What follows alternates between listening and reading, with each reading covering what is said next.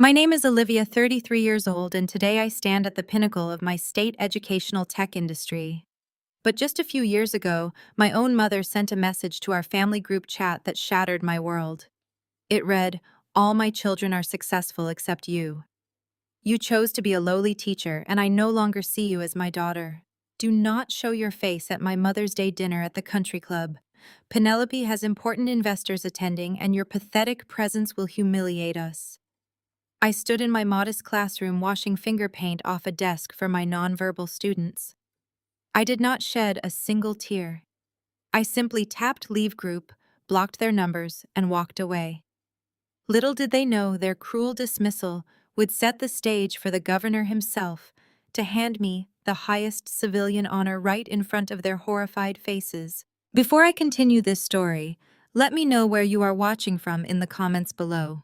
Hit like and subscribe if you have ever had to cut ties with toxic family members who judged your worth by your bank account. To understand how my family reached that point of ultimate betrayal, you need to understand what happened just 48 hours before that text message. Growing up in a wealthy Connecticut suburb, my parents, Beatrice and Richard, worshipped money and social status above all else. They raised us to believe that empathy was a weakness and net worth was the only true measure of a person. My older sister Penelope absorbed this toxic ideology perfectly. As a ruthless hedge fund director, she was the golden child who could do no wrong. I, however, chose a different path. I became a special education teacher, dedicating my life to children the public school system had left behind. That Friday evening, I drove to my parents' sprawling estate. I was not there for a social visit. I was there for my grandfather.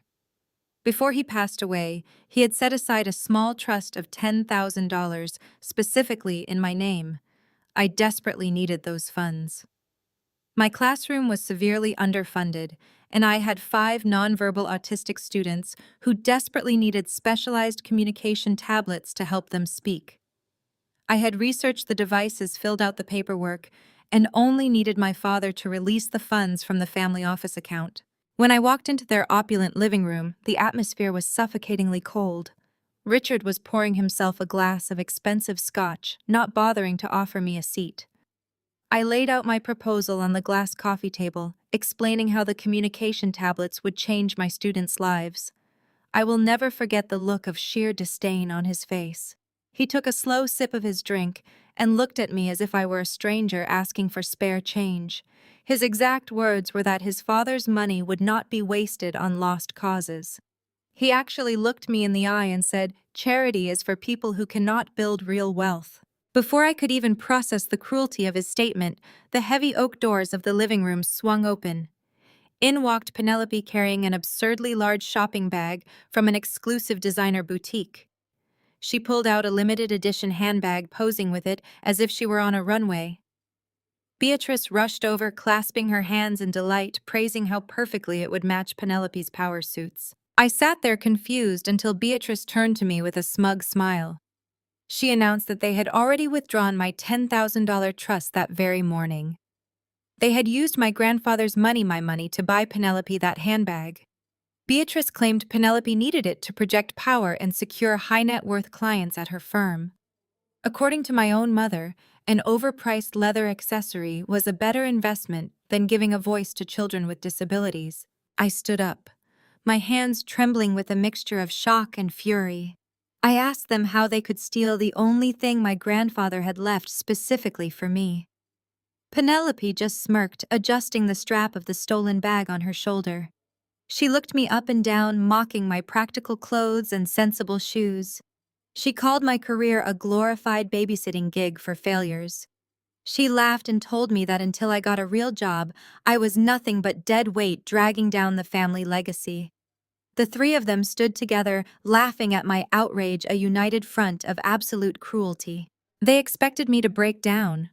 They expected me to scream, to cry, to beg for their love and approval, just like I had done when I was a teenager, trying to fit into their shallow world. But standing in that cold, cavernous room, looking at the people who shared my DNA but possessed none of my grandfather's heart, I realized the truth. Fighting for the affection of people who measure love in dollar signs is a battle you will always lose. I did not raise my voice. I walked calmly over to the fireplace mantel. Resting there was a simple wooden cigar box containing my grandfather's old letters and photographs. It was the only item in that massive house holding any true value. I picked it up, holding it tightly against my chest. Penelope scoffed, telling me to stop being dramatic. Beatrice warned me that if I walked out that door, I would not get a single cent of their money when they died. I looked at them one last time. I told them to keep their money because it was clearly the only thing they had left. I turned my back on them and walked out the front door, closing it with a quiet, definitive click.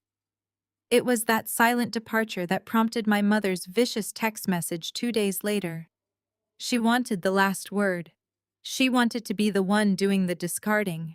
But as I washed the paint off my classroom desks and blocked their numbers, I felt an overwhelming sense of liberation. I was entirely on my own, financially cut off and emotionally orphaned, but I was finally free. I channeled every ounce of that betrayal into a relentless, burning ambition. The public school system was failing my students, and my family had proven that no one was coming to save us. So I decided I was going to save us myself. I moved out of my shared apartment and into a cramped, drafty studio on the other side of the city. My new life became a grueling cycle of absolute dedication. By day, I poured my heart into teaching my neurodivergent students, observing how standard educational software completely failed them. By night, I sat at a wobbly thrift store desk, illuminated only by the glow of my computer screen. I taught myself how to code. I survived on 4 hours of sleep and cheap instant noodles. Every time exhaustion threatened to break me, I remembered the smug look on Penelope's face and my father's cruel dismissal of my students as lost causes. I channeled that burning anger into building an artificial intelligence-driven learning platform specifically tailored to adapt to the unique communication needs of children with severe autism and learning disabilities. After 18 months of relentless programming, I had a working prototype. I knew local banks would laugh me out of their offices, just like my parents had. I needed people who understood vision. I used the last of my savings to buy a plane ticket to San Francisco. I managed to secure a 10-minute pitch meeting with one of the most ruthless venture capital firms in Silicon Valley. I walked into a boardroom full of men in expensive suits who looked at my modest blazer with obvious skepticism. But the moment I turned on my presentation, the room went completely silent. I did not just show them algorithms, I showed them data. I showed them video footage of a nonverbal child speaking their first sentence using my software. I commanded that room with the authority of someone who had nothing left to lose. Before I even left the building, they offered me a massive initial funding round. That was the official birth of my company, Lumina Ed. Over the next 4 years, Lumina Ed exploded. Our software was adopted by school districts across the country, revolutionizing special education on a national scale. My company skyrocketed into a unicorn valued at hundreds of millions of dollars. As the founder and CEO, I suddenly found myself possessing wealth that rivaled the old money elite of my hometown. But I made a very specific choice. I maintained strict anonymity. I hid my identity behind a corporate board and ironclad non-disclosure agreements. I refused all media interviews and magazine covers. While I upgraded my life, purchasing a beautiful, highly secure home and ensuring my financial absolute freedom, I continued to wear simple, practical clothes. I spent my days visiting underprivileged schools to oversee implementations, completely uninterested in the flashy galas and country club dinners my family worshipped. I held immense power, but I kept my crown entirely hidden from the world. Meanwhile, the universe has a funny way of balancing the scales. As my hidden empire grew, my family's very public house of cards began to collapse. Richard's real estate development company started hemorrhaging money. His arrogance left him drowning in debt. Yet, true to their nature, my parents refused to cut back on their lavish lifestyle. Beatrice continued hosting extravagant charity dinners, draining their remaining liquid assets to keep up appearances. They were terrified their elite social circle would discover they were broke. Penelope's hedge fund was taking massive hits, but her obsession with projecting power trapped her in a lifestyle she could no longer afford. Desperate to save our father's failing company and maintain her own status, Penelope crossed a severe legal line. She began secretly embezzling funds from her clients' portfolios. To evade tax scrutiny and federal oversight, she funneled the stolen millions into a fake shell charity registered under Beatrice's name. They believed their elite status made them untouchable. They operated with absolute arrogance, completely unaware that the daughter they had discarded like trash was now a financial titan who could buy and sell their entire neighborhood. But there was one person in their orbit who saw through the facade: Jamal. He was Penelope's husband, a highly principled African-American systems architect. Jamal loved his two children fiercely, but my family treated him with subtle racist disdain. They viewed him merely as a prop for Penelope's progressive image, constantly belittling his career because he actually worked for a living instead of shuffling offshore accounts. Jamal had always been the scapegoat by marriage, enduring their toxic behavior for the sake of his kids. One evening, while running a routine security diagnostic on his wife's home network, Jamal stumbled upon a hidden folder on Penelope's private server. What he found made his blood run cold. He uncovered the offshore accounts, the forged wire transfers, and the fraudulent charity documents linking Beatrice and Penelope to massive federal felonies. Jamal realized instantly that when the authorities inevitably caught up with them, Penelope had deliberately structured the digital paper trail to use him as the fall guy. He was horrified by the magnitude of their crimes. Refusing to go down with a sinking ship or risk losing custody of his children to federal prison, Jamal knew he needed an exit strategy. He needed a powerful corporate ally with the resources to crush my family's legal team. Through his industry connections, Jamal had heard rumors of the ruthless anonymous CEO behind Lumina Ed. Our company had a well-known reputation for dismantling corporate corruption. Jamal used an encrypted backchannel to reach out to my executive team. He requested a highly secure meeting offering explosive financial data in exchange for blanket legal protection. He had no idea the mysterious billionaire CEO he contacted was his estranged sister-in-law. When my security team briefed me on the encrypted outreach from Jamal, I immediately recognized the names involved. The irony was almost poetic. The very family that had cast me out was now unknowingly sending their most vulnerable member right into my hands. I instructed my head of security to vet his request thoroughly and schedule an after-hours meeting at my penthouse headquarters. I made sure my calendar was entirely cleared. It was time to pull back the curtain. I sat there in the stifling silence of my parents' opulent living room, the sting of my father's words burning in my chest. Charity is for people who cannot build real wealth. The echo of Richard's voice seemed to bounce off the vaulted ceilings, reverberating against the expensive imported artwork and the crystal chandeliers that adorned the space. He swirled the amber liquid in his heavy crystal glass, not even bothering to look at me or the meticulously researched proposal I had laid out on the mahogany coffee table. That proposal detailed exactly how $10,000 would buy specialized communication tablets for 5 nonverbal autistic children in my classroom. It was a thoroughly prepared document backed by research and vendor quotes representing hours of my personal time. Yet to him, it was garbage. I felt a hard knot of pure disbelief forming in my throat. The money I was asking for was not a handout from his personal fortune. It was a trust left specifically to me by my late grandfather, a man who possessed the empathy that my parents so entirely lacked. I opened my mouth to defend my students, to explain that giving a voice to a child was not a lost cause, but the heavy double doors of the living room swung open with a dramatic flare before I could speak a single word. Penelope strolled in the sharp clack of her designer stilettos, striking the polished marble floor like a judge delivering a sentence.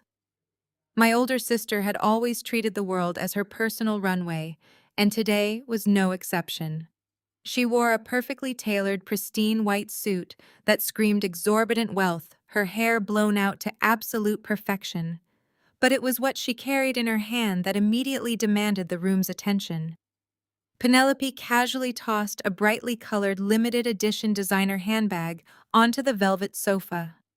It was a rare custom piece, the kind of aggressive status symbol that required industry waitlist political connections and an obscene amount of cash to acquire. Beatrice sprang up from her armchair, her eyes wide with immediate adoration. She rushed over to Penelope, clasping her hands together in absolute delight as if my sister had just cured a major disease. My mother praised the intricate craftsmanship of the bag, tracing her manicured fingers over the luxury leather. She declared loudly that it was the perfect accessory for Penelope's upcoming hedge fund board meetings. I watched this bizarre display of materialism, completely confused as to why my serious meeting regarding a crucial educational grant had been hijacked by a high-fashion showcase. I tried to redirect the conversation back to the pressing matter of my grandfather's trust fund. I reminded them that my students were waiting on those tablets. That was when Beatrice turned to me, a sickeningly sweet and triumphant smile plastered across her face. She looked at me with an expression utterly devoid of any maternal warmth and proudly announced the truth. The trust fund was gone. She stated it as a casual matter of fact, completely unbothered by the devastation she was delivering. She explained that they had withdrawn the entire $10,000 from my grandfather's account that very morning. Their reasoning was simple. They had used my money to purchase that exact designer handbag for Penelope. I felt the blood drain completely from my face, a sudden coldness rushing through my veins. I asked them how that was even legally possible. The money had been left specifically to my name. Richard finally looked up from his drink, a condescending sneer forming on his lips.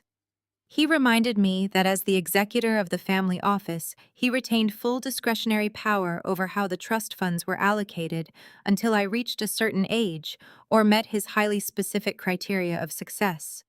Because I had chosen to be a special education teacher, a profession he deemed financially worthless, he considered me legally irresponsible. Therefore, he felt entirely justified in redirecting my funds to an investment he considered worthwhile. Beatrice chimed in, adjusting her expensive diamond necklace to catch the light. She claimed that Penelope desperately needed this specific handbag to project power and absolute dominance at her hedge fund. According to my mother, the brutal and competitive world of high finance required looking the part, and Penelope could not possibly be seen carrying last season's styles when dealing with elite high-net-worth investors. They had literally stolen the money intended to give severely disabled children a voice, just so my sister could carry a leather status symbol to her corporate board meetings. Penelope let out a sharp, mocking laugh that cut through the room. She leaned against the marble mantelpiece, looking down at me with absolute contempt.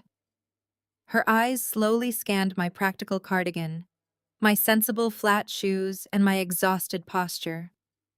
She told me I had no right to be upset, insisting that I was entirely oblivious to how the real competitive world operated.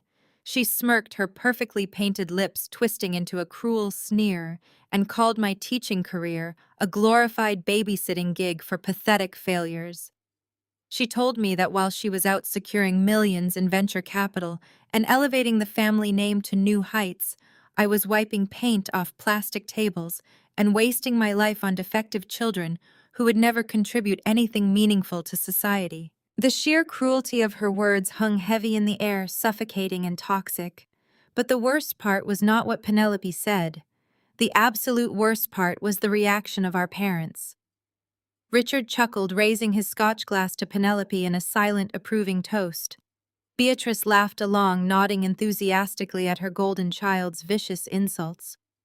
The three of them formed a united front of pure, unadulterated toxicity. They stood together in their expensive clothes, surrounded by their expensive things, bonding over their shared disgust for my life choices and my lack of wealth. Penelope stepped closer to me, the arrogant smirk never leaving her face. She looked me dead in the eye and delivered the final verdict. She told me that I was a complete embarrassment to our lineage. She said that until I quit my pathetic public school job, secured a real career, and started generating actual wealth, I was nothing but dead weight, dragging down the family legacy. Richard and Beatrice voiced their loud agreement, telling me that I had brought this financial cutoff entirely upon myself by refusing to conform to their elite standards of success. They expected me to break down right there on the rug. They expected me to cry, to yell, or to beg for a sliver of their affection, just as I had done throughout my entire childhood. They wanted me to feel small, insignificant, and completely powerless in the face of their wealth and authority. They wanted a reaction that would validate their superiority. But as I sat there absorbing their laughter and their endless vanity, a profound and permanent shift occurred within me. The lifelong desperation for their love completely evaporated, leaving behind a profound strength. I sat perfectly still on the velvet sofa, letting heavy silence stretch across the opulent living room. For my entire life, I believed that if I proved my worth through hard work, my family would eventually see my value. But observing their gleeful cruelty over a stolen trust fund and a designer handbag, the illusion shattered. I saw them for exactly who they were. They were hollow people who fed on the misery of others to sustain their egos. I did not need to scream or cry. Their opinions were entirely irrelevant. I slowly stood up. My movements were calm and devoid of the panic they wanted to see. I smoothed my cardigan, keeping my expression neutral. My mother's triumphant smile faltered, replaced by genuine confusion. Penelope leaned forward, gripping her newly acquired leather bag, waiting for the explosive reaction she engineered. She wanted a screaming match. She wanted me to beg for the money. She wanted me to humiliate myself so they could label me emotionally unstable. I refused to give them that satisfaction. Instead of addressing them, I turned my back and walked toward the marble mantelpiece. It was cluttered with expensive crystal vases and framed photographs of Penelope's Ivy League graduations, but I ignored them. My eyes were fixed on a worn wooden cigar box tucked away in the corner. It was the only item in this sprawling estate that held genuine value. It belonged to my late grandfather. Inside were his handwritten letters, faded photographs, and the simple silver pocket watch he used to let me hold. I picked up the wooden box, cradling its weathered surface against my chest. The familiar scent of aged cedar grounded me, a stark contrast to the sterile air of my parents' living room. I turned to face them all one last time. Richard slammed his crystal Scotch glass down on the table, the sharp clink cutting through the tension. He demanded to know what I was doing, his voice rising in anger as he realized I was ignoring his authority. Penelope stepped forward, pointing sharply in my direction. She started shouting, calling me a pathetic little thief, an ungrateful brat, and a colossal failure. She yelled that taking a useless box of junk perfectly summarized my pathetic existence. She screamed that I would never amount to anything, that I would die penniless in a public school classroom and was no longer welcome in her presence. Beatrice joined the chorus of hostility, warning me that if I walked out without apologizing, I would be cut out of their wills forever. She threatened to ensure I never received a single cent of the family fortune. They hurled insult after insult, trying to break my stoicism and crack the armor of absolute indifference I had wrapped around myself. I did not offer them a single word in response. I did not try to explain that I was taking the only inheritance that actually mattered. I did not tell them they could keep their money and their hollow legacy. I simply looked at the three of them, committing their angry, contorted faces to memory. I wanted to remember exactly how ugly their souls were so I would never be tempted to look back. I adjusted my grip on the cigar box, turned on my heel, and walked purposefully across the marble floor. The sound of Penelope's shrill insults faded into background noise as I reached the heavy oak front door. I grabbed the brass handle, pulled it open, and stepped out into the cool evening air.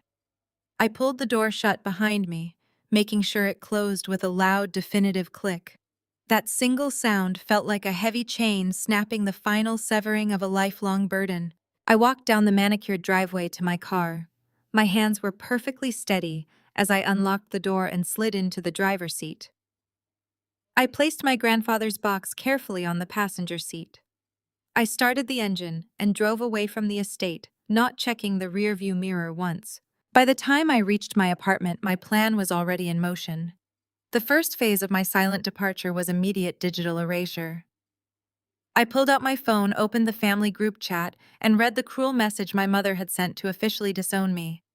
I simply tapped the button to leave the group. I then systematically went through my contacts, blocking my mother, my father, and Penelope on every single platform.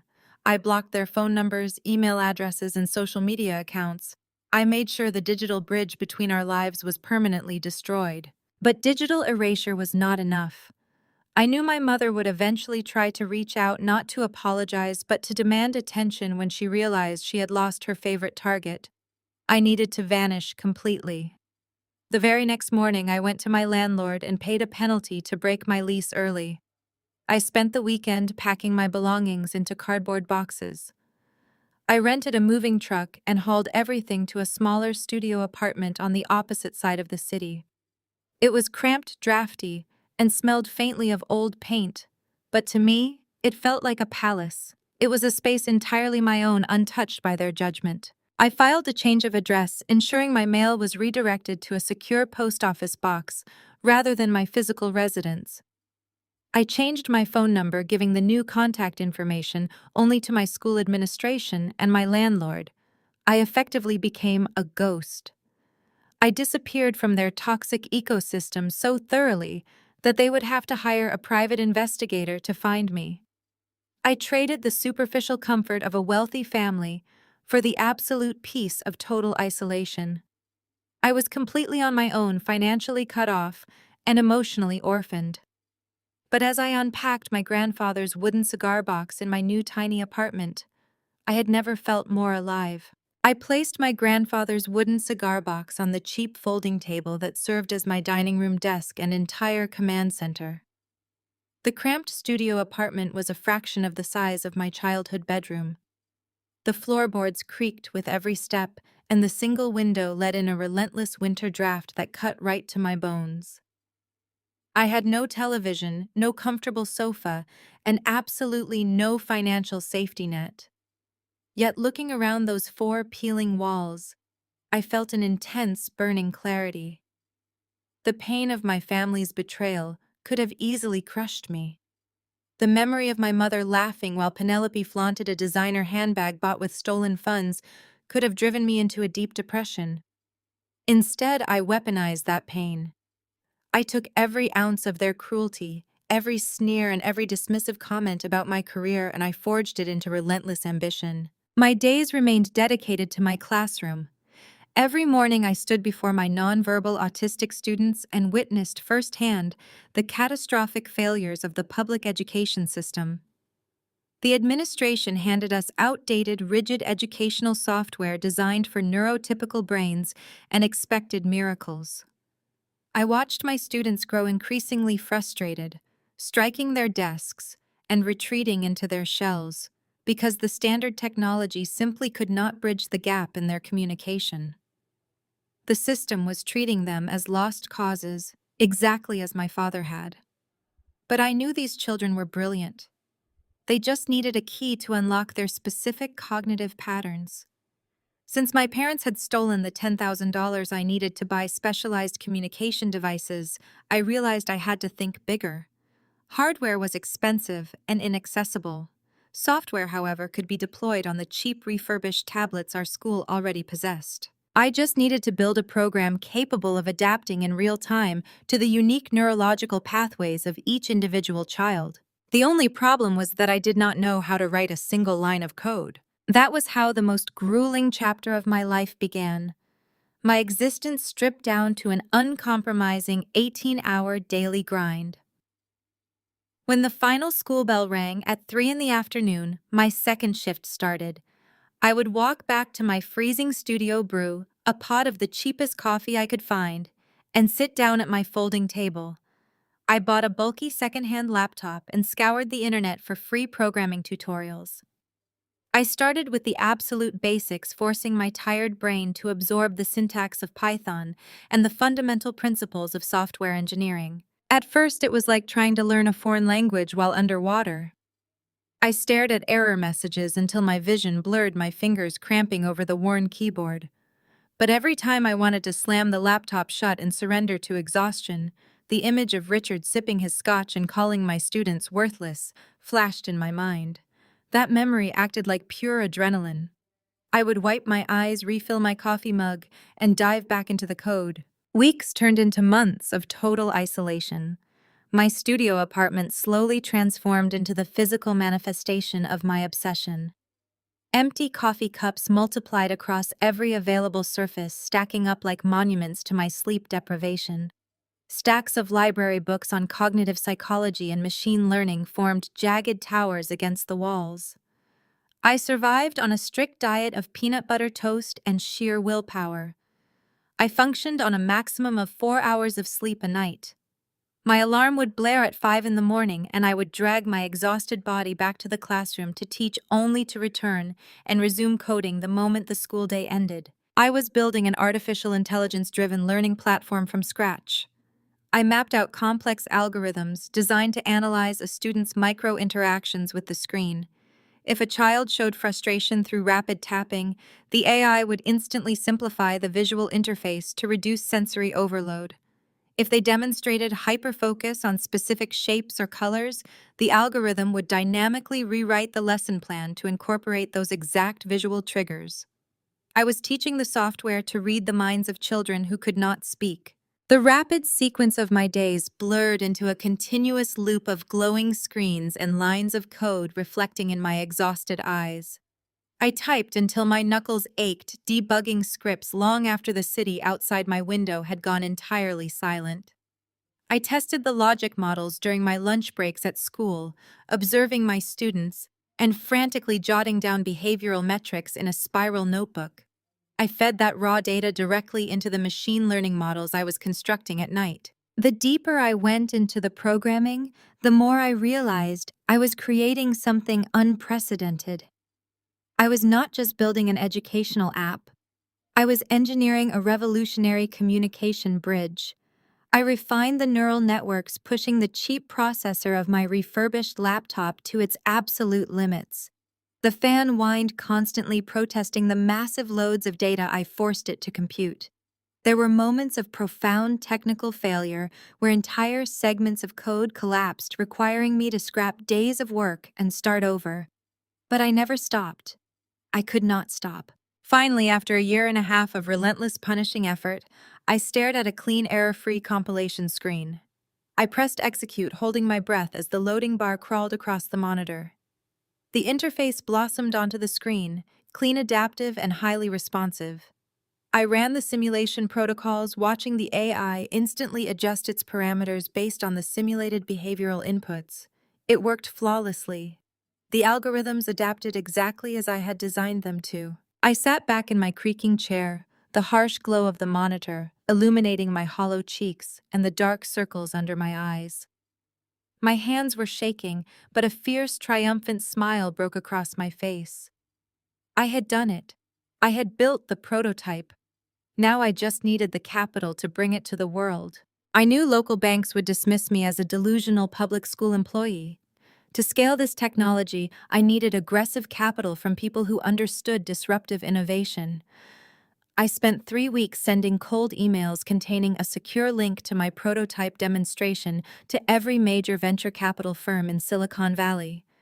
The rejections were swift and brutal. Automated replies flooded my inbox, followed by polite declines from junior analysts who could not grasp the commercial viability of special education software. But I only needed one door to open. That door finally unlocked when a senior partner at Apex Horizon Ventures clicked my link. Apex was a titan in the tech industry, managing a portfolio worth billions. They were actively scouting for socially impactful technology that also possessed massive scalability. They invited me to San Francisco for a pitch meeting. I emptied my checking account to buy a round-trip economy ticket. I packed my bulky, refurbished laptop and the only professional blazer I owned, which I had purchased from a discount rack 5 years ago. When I walked into the Apex Horizon building, the contrast between my reality and theirs was staggering. The lobby was a cathedral of glass and steel filled with entrepreneurs wearing expensive minimalist clothing and flashing, rehearsed smiles. I felt the weight of my exhaustion, my worn shoes, and the sheer audacity of my presence in that space. But as the elevator shot up to the executive floor, I squared my shoulders. I was not walking into that room to beg for charity. I was walking in to offer them a revolution. The boardroom was imposing, featuring a massive polished stone table that overlooked the entire San Francisco skyline. 5 venture capitalists sat waiting. At the head of the table was Harrison Thorne, the lead partner known for shredding startup founders within minutes. He looked at my cheap blazer and my battered laptop with poorly concealed skepticism.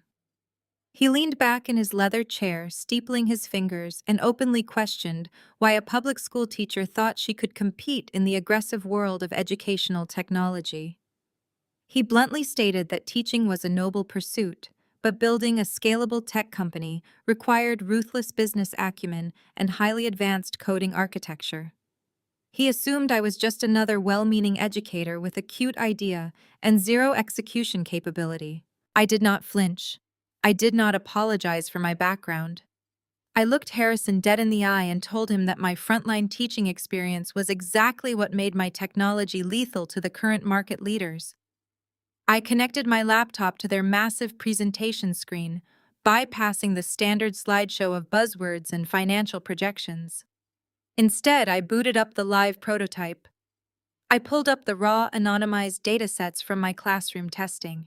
I commanded the room, my voice steady and authoritative. I explained how the traditional educational software industry was wasting billions of dollars, forcing neurodivergent children into rigid learning pathways. I showed them the underlying architecture of my code. I demonstrated how my artificial intelligence actively mapped the cognitive responses of severely autistic children in real time. I played a video clip of a previously nonverbal student interacting with my interface. The room watched as the student exhibited signs of sensory overload. Instantly, right there on the screen, my software recognized the micro-interactions, recalibrated the visual stimuli, simplified the audio feedback, and successfully guided the child to complete a complex communication sequence. I then projected the growth metrics. I showed them a staggering 400% increase in engagement and a massive acceleration in communication milestones over a 6-month period. I explained the machine learning algorithms I had written from scratch on a $400 laptop while running on 4 hours of sleep. I detailed the proprietary neural networks that allowed the software to grow smarter with every single user interaction, creating a compounding data moat that no competitor could easily replicate. The skepticism in this boardroom vanished. The atmosphere shifted from condescension to absolute electrifying silence. The venture capitalists stopped looking at my cheap clothes and started staring at the screen with raw hunger. They realized they were not looking at a glorified digital flashcard app. They were looking at a platform that could entirely monopolize the global special education market. Harrison Thorne sat forward, his previous arrogance entirely erased. He looked at me, then at the code, and then back at me. He asked who the lead developer was, assuming I had hired an external engineering team to build the backend. I closed my laptop with a sharp snap and informed him that I was the sole architect, the sole developer, and the sole owner of the intellectual property. I told him I wrote every single line of code myself between grading papers and planning lessons. The silence that followed was heavy with realization. Harrison cleared his throat suddenly, treating me not as a lowly teacher, but as a dangerous equal. He did not dismiss me from the room to deliberate. He did not offer a follow-up meeting. He slid a notepad across the table and asked what valuation I was placing on my technology. I had done my research. I gave him a number that made one of the junior partners choke on his water. I demanded full creative control, maintaining my position as chief executive officer and a controlling stake in the voting shares. I made it absolutely clear that they were not buying my company. They were buying the privilege of partnering with me. Harrison tried to counter, testing my resolve, but I held my ground with absolute, unwavering confidence. I had survived the psychological warfare of my toxic parents, and I was certainly not going to be intimidated by a group of men in expensive suits. After 10 intense minutes of negotiation, Harrison extended his hand across the stone table. He offered me a massive initial funding round of $15 million to scale the technology immediately. I shook his hand, feeling the solid, undeniable weight of victory. I walked out of that glass building in San Francisco, no longer just a discarded daughter or an exhausted public school employee. I was a heavily backed tech founder. That afternoon, I signed the term sheet and officially launched my company. I named it Lumina Ed. I flew back home, packed up my tiny drafty studio apartment, and prepared to build an empire in the shadows. The next 3 years moved with the velocity of a bullet. Lumina Ed did not just enter the educational technology market. We obliterated it. What started as a desperate coding project on a refurbished laptop rapidly scaled into a national phenomenon. School districts across all 50 states completely overhauled their special education departments to integrate my platform. The software was saving them millions in resource allocation while delivering unprecedented communication breakthroughs for neurodivergent children. We secured a second funding round, then a third. Before my 33rd birthday, Lumina Ed crossed the billion-dollar valuation threshold. We officially became a Silicon Valley unicorn, and I possessed a personal net worth that made my parents' country club wealth look like pocket change. But as my company conquered the industry, I made a very deliberate, non-negotiable decision regarding my personal brand. I chose absolute anonymity. I had spent my entire childhood watching my parents and Penelope obsess over their public image, constantly performing for the validation of elite society. I found that level of vanity exhausting and incredibly fragile. I knew that true, unshakable power did not need an audience. It operated silently. I restructured the corporate hierarchy of Lumina Ed to serve as an impenetrable shield. I hired a brilliant, highly charismatic chief operating officer named Harrison to act as the public face of the company. He handled the press conferences, the magazine interviews, and the aggressive financial news networks. When the media scrambled to uncover the mysterious founder and chief executive officer pulling the strings, my legal team buried my identity beneath layers of ironclad non-disclosure agreements and offshore holding companies. To the public eye, Lumina Ed was an innovative tech giant, guided by an elusive board of directors. To the industry insiders, I was simply known as the architect, a phantom leader who communicated only through encrypted emails and heavily vetted legal representatives. My financial reality had shifted astronomically, and I certainly upgraded my standard of living, but I did it purely for peace and security, never for show. I moved out of that freezing studio apartment and purchased a sprawling, ultra-modern estate nestled deep within a private, heavily wooded reserve on the outskirts of the city. The property was a fortress. It featured a state-of-the-art biometric security system, a private server room for my ongoing coding projects, and floor-to-ceiling windows that overlooked a serene private lake. I hired a personal trainer and a private chef to ensure I maintained my health during grueling development cycles.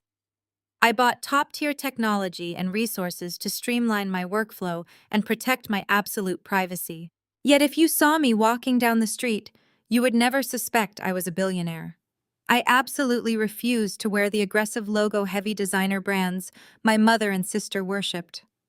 My closet consisted of high-quality, impeccably tailored but entirely unbranded clothing.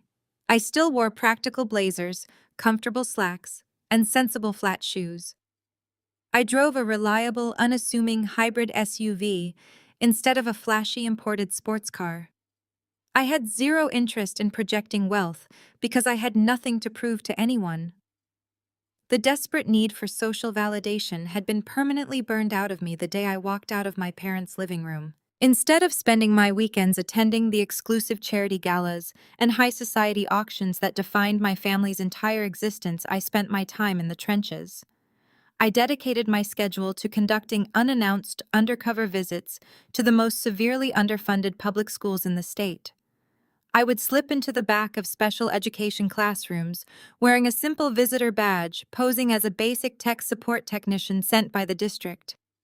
I wanted to stay grounded in the reality of the work. I would stand quietly in the corner and watch my software change lives in real time. I watched exhausted teachers weep with relief as children who had never spoken a single word suddenly used the Lumina Ed interface to express their most basic needs and desires. I watched parents realize their children were highly intelligent, trapped in minds that simply required a different digital key to unlock.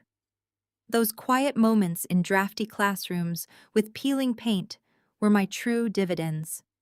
Watching a nonverbal 8-year-old girl smile and tap a screen to tell her teacher she was happy brought me more absolute joy than any amount of money sitting in my investment accounts. Occasionally, the thick gold foil invitations to the state's most elite social events would slip through my corporate screening process and land on my mahogany desk.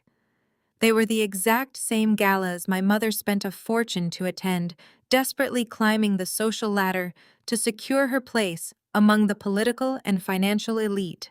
I would look at the engraved calligraphy, pick up the heavy cardstock, and drop it straight into the paper shredder without a single second thought.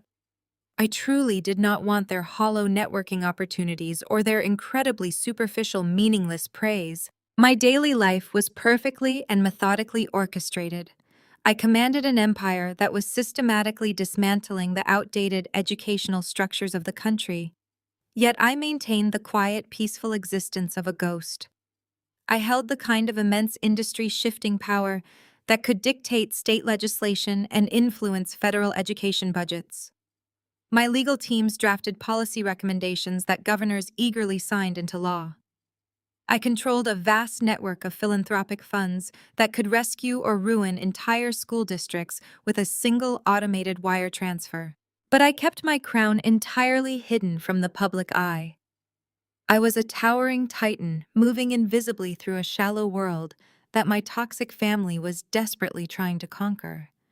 They were constantly fighting for tiny scraps of attention in the spotlight, entirely unaware that the daughter they had violently discarded was the one secretly paying the electricity bill for the entire theater. And as I continued to fiercely build my digital empire in total silence, the universe began to patiently execute its own flawless sense of justice, setting the ultimate stage for their inevitable, devastating, and highly spectacular ruin. While I sat in my secure server room analyzing global expansion metrics, a very different kind of mathematics was suffocating my parents' estate. Richard had built his real estate development company on a foundation of aggressive over-leveraging and pure unchecked arrogance. For decades, he operated under the delusion that the market would always bend to his will. He despised cautious financial planning, viewing it as a trait for the weak and unambitious. When the commercial real estate sector began to experience a severe correction, Richard refused to pivot. Instead of liquidating underperforming assets or restructuring his massive debt obligations, he doubled down. He took out exorbitant high-interest loans to finance a massive luxury condominium project that no one actually wanted to buy. He was absolutely convinced his elite reputation would magically conjure wealthy buyers out of thin air. The buyers never materialized. The construction site became a desolate monument to his vanity, consuming capital at a catastrophic rate. The interest payments on his aggressive loans quickly eclipsed his company's revenue, creating a vicious financial hemorrhage that began to quietly drown his entire enterprise. Richard found himself sitting behind his massive mahogany desk, staring at spreadsheets bathed in red ink, desperately shuffling funds between shell companies just to make payroll. Yet true to his toxic nature, he refused to admit failure. He projected an image of absolute dominance at his executive board meetings, threatening to fire any financial officer who dared to suggest downsizing. That same crippling denial infected every corner of their personal lives, driven primarily by Beatrice. My mother had spent her entire adult existence cultivating her status as the undisputed queen of the local country club elite. To her, social perception was oxygen. When Richard nervously suggested they might need to skip their annual luxury vacation to the French Riviera or scale back their ridiculous holiday parties, Beatrice erupted in absolute fury. She accused him of trying to humiliate her in front of her peers. She flatly refused to curtail her spending by a single cent. Beatrice continued to host outrageously expensive charity galas, ensuring her name was always plastered across the society pages. She drained their remaining liquid assets to purchase imported floral arrangements, vintage champagne, and custom designer gowns that she would only wear a single time. She treated their rapidly depleting bank accounts as an infinite resource, entirely oblivious to the fact that her husband was secretly taking out a second mortgage on their sprawling estate, just to cover her exorbitant credit card bills. Beatrice was utterly terrified of slipping down the social hierarchy. The mere thought of her wealthy friends whispering behind her back about financial trouble was a fate worse than death. She chose to accelerate their bankruptcy rather than sacrifice a fraction of her prestige. The financial rot extended perfectly to Penelope. My golden child sister had built her identity around being a ruthless, untouchable director at a premier hedge fund. But arrogance is a dangerous liability in the volatile world of high finance. Penelope treated her high-net-worth investors with the same condescending sneer she had directed at my teaching career. When the market experienced unexpected turbulence, her portfolios took massive catastrophic hits. Instead of communicating honestly with her clients and mitigating their losses, Penelope doubled down on incredibly risky, highly speculative trades, desperately trying to artificially inflate her quarterly returns. Her wealthy clients were not fools. They saw through her aggressive posturing and began quietly pulling their massive accounts from her management. Panic started to claw at Penelope's perfectly manicured edges. Her compensation structure was heavily tied to performance bonuses, and those bonuses completely evaporated. Yet just like Beatrice, Penelope was trapped in a self-made prison of vanity. She had to project the illusion of overwhelming success to attract new capital. She continued leasing luxury sports cars, buying aggressive designer wardrobes, and dining at Michelin-starred restaurants, burning through her own dwindling savings at a terrifying speed. The very status symbols she once flaunted to mock my poverty were now functioning as heavy anchors dragging her straight to the bottom of the ocean. The irony of their situation was absolutely staggering. They gathered every Sunday for their lavish family dinners in that opulent, echoing dining room, sitting around a table set with polished silver and fine china. They smiled tightly, clinking crystal glasses and lying straight to each other's faces. Richard boasted about imaginary commercial leases. Penelope bragged about fictional venture capital conquests. Beatrice gossiped about the supposed financial ruin of their country club rivals. They were suffocating under a mountain of hidden debt, terrified of the impending collapse. Yet they fiercely maintained their facade of extreme, untouchable wealth. They were trapped in an elaborate theater production of their own making, desperate to convince themselves they were invincible. They were so utterly consumed by their desperate performance that they never once stopped to consider the daughter they had violently expelled from their kingdom. In their rigid, class-obsessed minds, I was still just a pathetic public school employee, barely scraping by in a drafty studio apartment. They completely lacked the imagination to envision me as anything else. They had absolutely no idea that I currently sat at the helm of an educational technology empire valued in the billions. They did not know that the passive interest generating daily in my corporate holding accounts could easily wipe out Richard's entire commercial real estate debt in a matter of seconds. They were living in a fragile house of cards, terrified of losing their grip on a neighborhood that I could have purchased in its entirety with a single unbothered signature.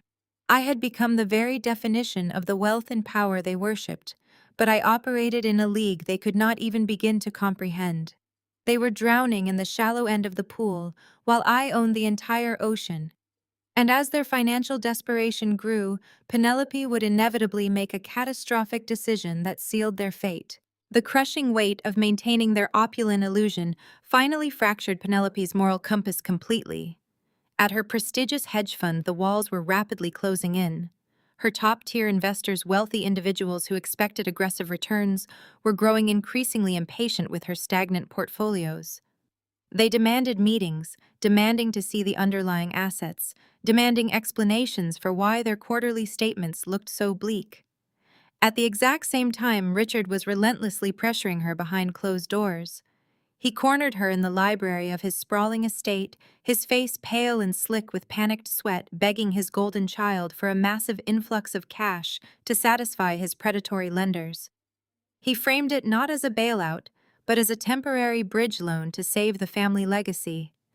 Penelope, terrified of losing her corner office and the lavish identity she had constructed, realized that legitimate financial maneuvering would no longer save them. She decided to cross a severe legal line, transitioning from a failing fund director to a white-collar criminal. Penelope had access to billions in liquid capital across hundreds of different client portfolios. She knew that high-net-worth individuals rarely scrutinized the microscopic daily fluctuations of their accounts, especially if the money was spread across complex international derivative markets. She began executing phantom trades.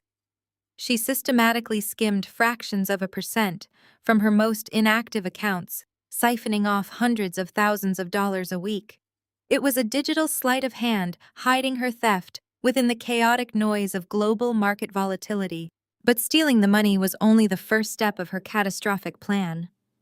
Penelope needed a way to clean the stolen funds and redirect them into Richard's failing real estate empire without triggering federal tax audits or raising red flags with the Securities and Exchange Commission.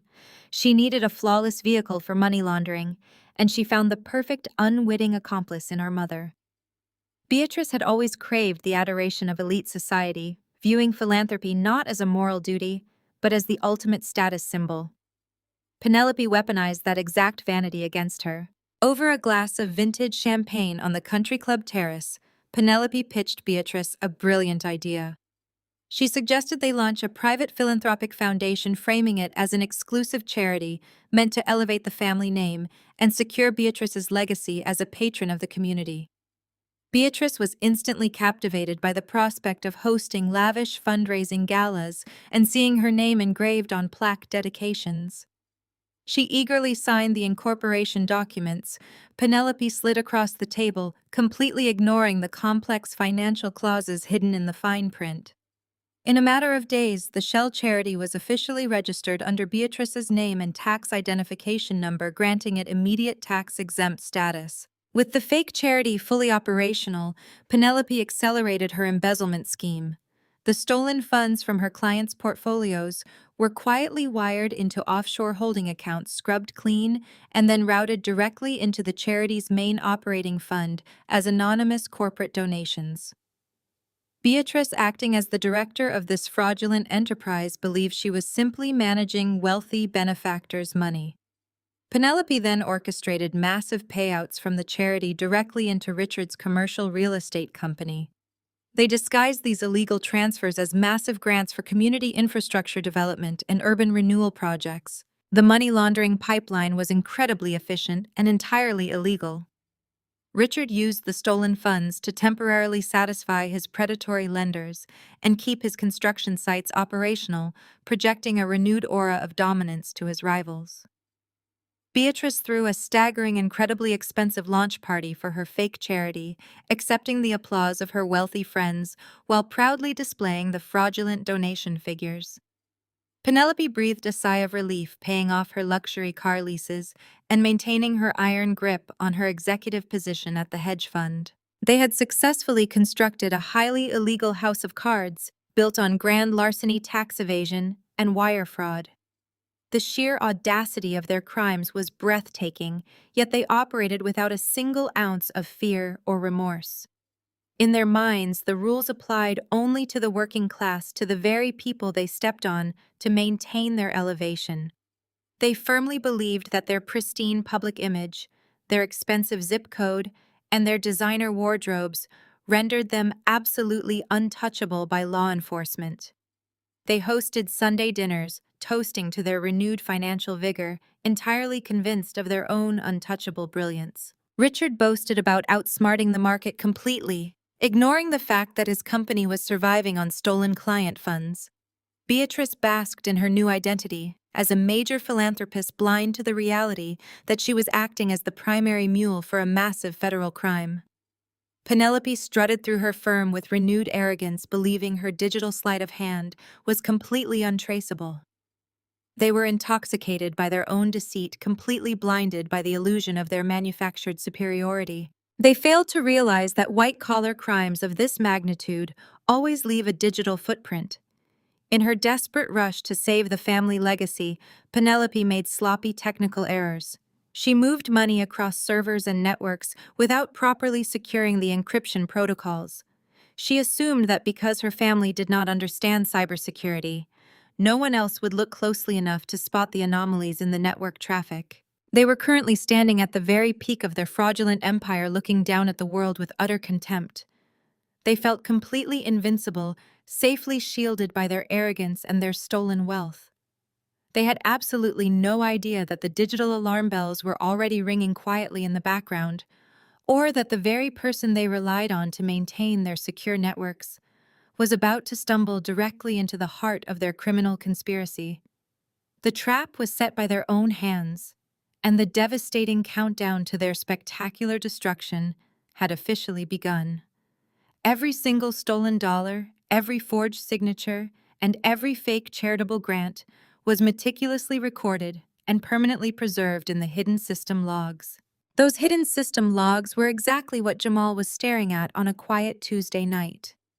Jamal was Penelope's husband, a highly principled systems architect who built secure data infrastructures for global financial institutions. He knew that numbers never lied, even when people did. Sitting alone in his dark home office, surrounded by glowing monitors, he rubbed his tired eyes. He had originally logged into his wife's private home network, simply to run a routine security diagnostic, because Penelope had complained about her connection speed during a video conference. Instead of finding a minor bandwidth issue, Jamal had stumbled headfirst into a digital crime scene of staggering proportions. To understand Jamal's position in this family, you have to understand how Beatrice and Richard operated. Jamal was an African-American man from a hard-working middle-class neighborhood who had earned his success through sheer intellect and relentless dedication. To my parents, however, his impressive resume meant absolutely nothing. They treated him with a polite, suffocating disdain. They never missed an opportunity to deliver a subtle microaggression at the dinner table, making sure Jamal knew he was an outsider in their elite country club world. Beatrice treated him less like a son-in-law and more like a carefully curated prop, parading him before her wealthy friends to prove how progressive her family was. Richard openly dismissed Jamal's career in cybersecurity as glorified IT support. Penelope, the woman who had promised to stand by him, rarely defended him against her parents' passive-aggressive remarks. Over the years, Jamal had learned to swallow his pride, enduring their toxic behavior solely to maintain a stable environment for his two young children. But the data illuminating his monitors right now went far beyond simple family toxicity. This was a catastrophic level of federal criminality. Jamal's fingers flew across his mechanical keyboard as he bypassed the amateur encryption Penelope had hastily slapped onto a partitioned drive. As a top-tier systems architect, breaking through her sloppy digital security was child's play. He opened the master ledger. Row after row of fraudulent transactions filled his screen. He saw the exact routing numbers for the offshore accounts in the Cayman Islands. He found the incorporation documents for the fake shell charity registered under Beatrice's name. He traced the massive illegal wire transfers flowing directly from Penelope's hedge fund clients straight into Richard's failing real estate development company. Jamal felt the air leave his lungs. The sheer magnitude of the felonies staring back at him was paralyzing. He was looking at grand larceny, massive tax evasion, wire fraud, and money laundering. He knew instantly that this was not a minor accounting error or a temporary lapse in judgment. This was a highly coordinated multi-million-dollar criminal syndicate being operated right out of his own home. He watched the time-stamped logs show a fresh transfer of stolen funds executed just 3 hours prior. The arrogant recklessness of it all made his stomach churn. Penelope and her parents were risking decades in federal prison just to maintain their illusion of wealth and social superiority. But the true horror, the realization that made Jamal's blood run completely cold, came when he checked the administrative access logs. He dug deeper into the metadata of the fraudulent transfers to see how Penelope was masking her digital footprint from the firm's internal auditors. She was not using her own administrative credentials to execute the final offshore wires. She was using his. Jamal stared at his own digital signature attached to dozens of felony transactions. Penelope had secretly cloned his secure network credentials. She routed the stolen client funds through dummy IP addresses registered to his private consulting firm. The truth crashed down on him.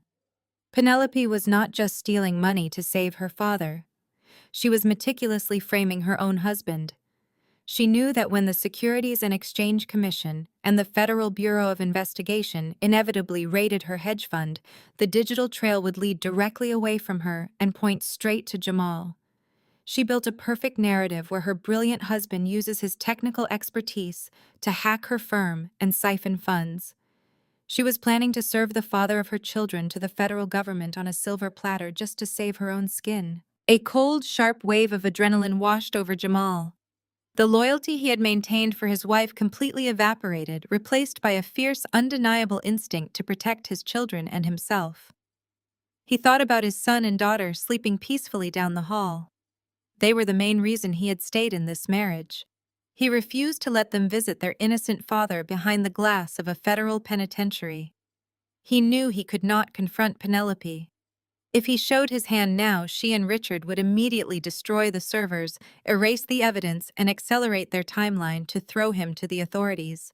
They had the wealth and the ruthless legal connections to bury him completely. He was a black man facing a white-collar criminal conspiracy orchestrated by a wealthy, connected family. He knew exactly how that story would play out in a courtroom if he did not possess absolute, irrefutable leverage. Jamal needed an exit strategy, and he needed it immediately.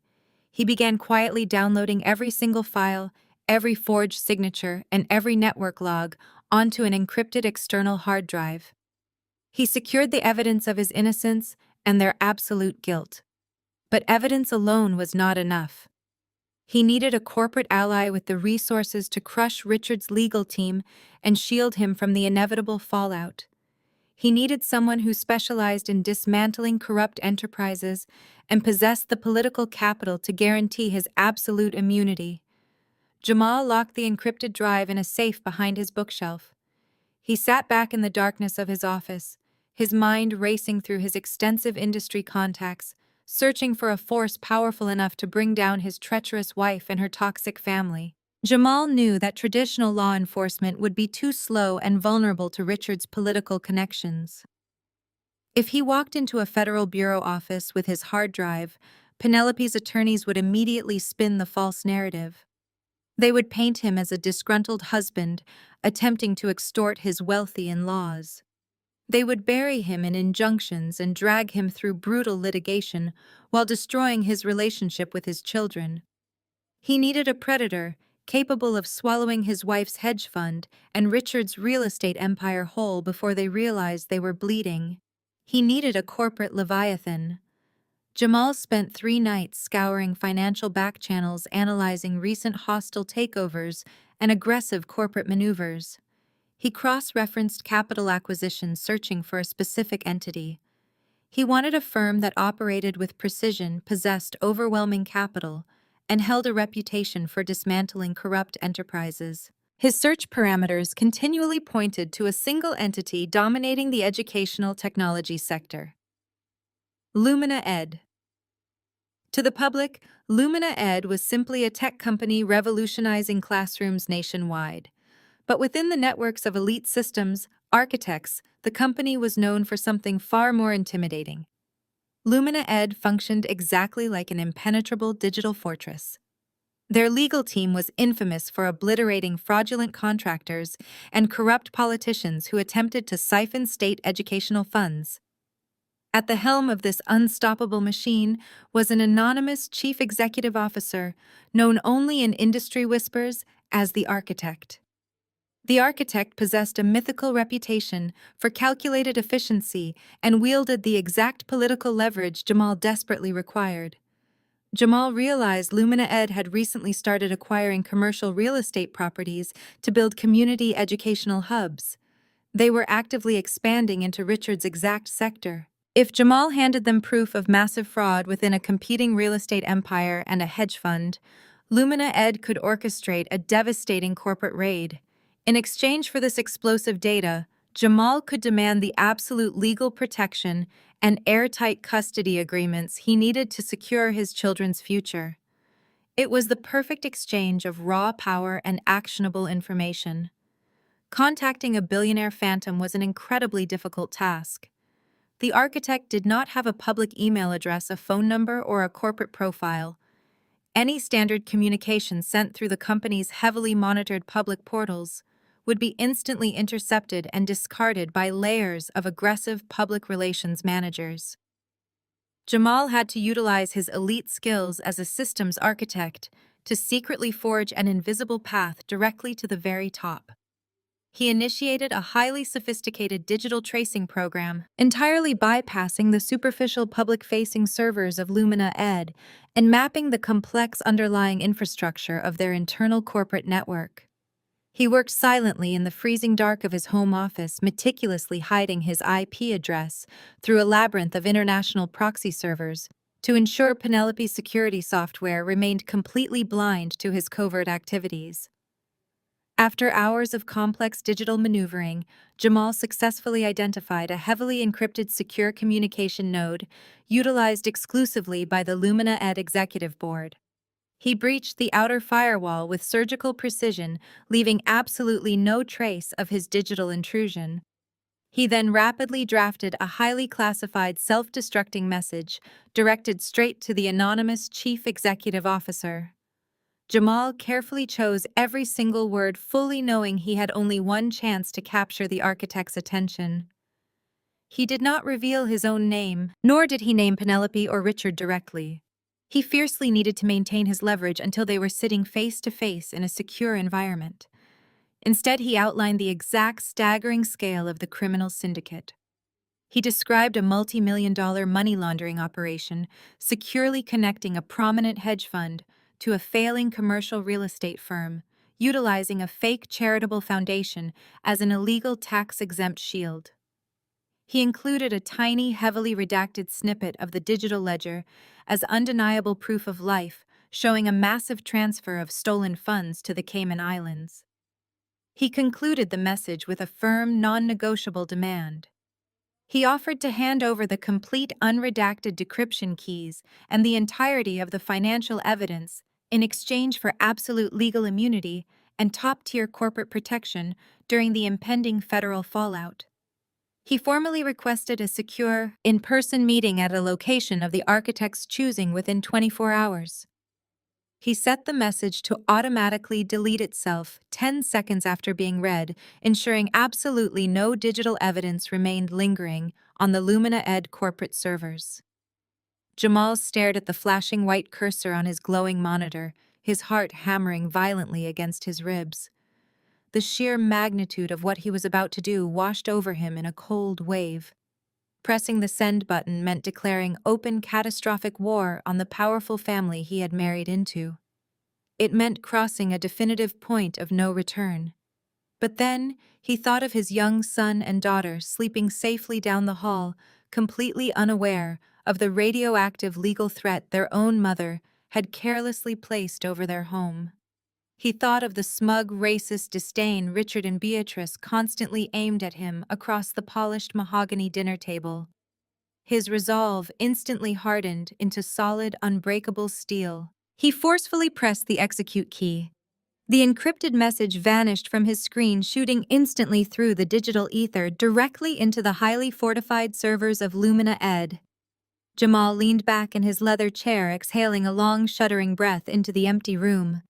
The digital trap was officially set. The bait had been cast into the deep, dangerous water. He sat in the quiet darkness of his office, completely unaware of the incredible cosmic irony of his actions. He truly believed he was initiating contact with a ruthless, unknown corporate titan. He had absolutely no idea that the formidable billionaire currently receiving his desperate transmission was the very same woman his arrogant wife had brutally mocked and chased out of the house. He had just handed the ultimate weapon of total destruction directly to his estranged sister-in-law. Less than 12 hours after hitting send, a secure notification materialized on Jamal's screen. The message contained a single address in the financial district, a designated time of midnight, and a unique continuously shifting alphanumeric entry code. Jamal packed his encrypted drive, kissed his sleeping children on their foreheads, and drove into the heart of the city. He pulled up to a towering skyscraper composed entirely of black glass and reinforced steel. This was the fortress of Lumina Ed. The lobby was completely deserted, save for two security personnel wearing immaculate suits who possessed the quiet, lethal demeanor of former Special Forces operatives. Jamal provided the shifting entry code. One of the guards nodded seamlessly, escorting him to a private biometric elevator that required a retinal scan to operate. The elevator ascended in total silence, rocketing straight toward the penthouse level. Jamal mentally rehearsed his negotiation strategy. He was preparing to face down a ruthless corporate shark, a phantom billionaire who tore apart corrupt companies for sport. He adjusted his tie, bracing himself for an intense psychological battle. The elevator doors chimed and slid open, revealing an expansive, breathtaking reception area bathed in soft ambient lighting. Another security detail patted him down for recording devices and swept his encrypted drive for immediate physical threats before waving him through a set of imposing frosted glass double doors. Jamal stepped into the massive executive office. The space was a testament to absolute power and refined taste. Floor-to-ceiling windows offered a panoramic, commanding view of the glittering city skyline. At the far end of the room sat a massive desk carved from a single slab of black marble. A high-backed, ribbed leather chair was turned away from him, facing the sprawling urban landscape. Jamal stood frozen in the center of the plush carpet, waiting for the mysterious executive to acknowledge his presence. He clutched his briefcase, his heart pounding a frantic rhythm against his ribs. The heavy leather chair slowly swiveled around. Jamal braced himself to meet the gaze of the architect. Instead, the breath was instantly violently knocked from his lungs. He stumbled back half a step, his briefcase nearly slipping from his grasp. Sitting behind the marble desk, wearing a sharply tailored understated navy suit, was his wife's estranged, heavily mocked younger sister. It was Olivia. Jamal blinked rapidly, his analytical mind completely failing to process the visual information in front of him. He tried to speak, but his vocal cords refused to cooperate. He expected to see an imposing tech magnate. He never in his wildest dreams anticipated seeing the woman his wife constantly ridiculed as a pathetic, poor public school teacher. Olivia did not look like a struggling educator. She exuded an aura of terrifying quiet authority. She looked at Jamal's bewildered expression, and a warm, genuine smile broke across her face. She stood up from the desk, her movements graceful, and entirely unbothered by his utter paralysis. "You look like you need caffeine, Jamal," she said, her voice smooth and welcoming. She walked over to a sleek espresso machine resting on a side console. The rich aroma of freshly ground coffee filled the tense air of the office. She poured 2 cups, walked back across the room, and gently pressed a warm ceramic mug into his trembling hands. "Drink," she instructed softly. "I know exactly how jarring this must be. Take a deep breath." Jamal stared at the coffee, then back at her face. "Olivia," he finally managed to whisper, his voice cracking with absolute disbelief. "You are the architect. You run Lumina. And I prefer CEO. But yes," Olivia replied, taking a slow sip from her own mug. She leaned back against the edge of her marble desk, crossing her ankles. "I imagine Penelope still tells everyone I live in a cardboard box and beg for loose change outside the public school district." Jamal swallowed hard, the reality of the situation slowly crashing down on him. "She tells everyone you are a lowly teacher who ruined her own life," he admitted, still struggling to reconcile the cruel family gossip with the billionaire titan standing before him. Olivia laughed, a bright, clear sound completely devoid of bitterness. "I let them believe whatever narrative keeps them away from me. It buys me peace. But we are not here to talk about my sister's delusions, Jamal. We are here to talk about her felonies." She gestured for him to take a seat on the leather sofa in the center of the room. Jamal sank into the cushions, feeling the sheer magnitude of Olivia's hidden empire pressing in on him. Olivia sat across from him and dropped the pleasantries. She explained exactly how she had spent the last several years building Lumina Ed from the ground up, dominating the educational technology sector while operating entirely in the shadows. She detailed her massive funding rounds, her control over state educational software contracts, and her relentless ongoing mission to empower neurodivergent children. She revealed the scale of her personal wealth, confirming that she possessed more capital and political influence than Richard and Penelope could ever dream of holding. Jamal listened in awe. The woman his in-laws treated as subhuman was a genius. He suddenly realized the profound poetic justice of his situation. He had come looking for a corporate monster to devour his wife's criminal enterprise, and he had found the very person she had spent her life bullying. "You know how they treat me," Jamal said quietly, looking down at his coffee mug. "Your mother parades me around like a diversity trophy. Richard talks to me like I am the janitor. Penelope treats my career as a joke. I stayed for the kids, Olivia. I swallowed my pride for my children. But I will not go to federal prison for a woman who plans to frame me." Olivia's expression softened with deep, empathetic understanding. She reached across the coffee table and placed a steady hand on his arm. She looked into the eyes of a man who knew the exact same suffocation she had endured. "You do not have to swallow your pride ever again, Jamal," she said fiercely. "They look at you and see an outsider. They looked at me and saw a failure. They completely underestimate the outcasts. They built their entire lives on exploiting people they deem inferior, completely oblivious to the fact that we are the ones holding the matches." The bond between them solidified in that quiet, heavily guarded penthouse. They were the family's two discarded targets, the scapegoats who had silently endured years of psychological abuse. Now, sitting in the fortress of Olivia's own making, they shared a profound, unspoken vow. They were no longer victims. They were the architects of a devastating reckoning.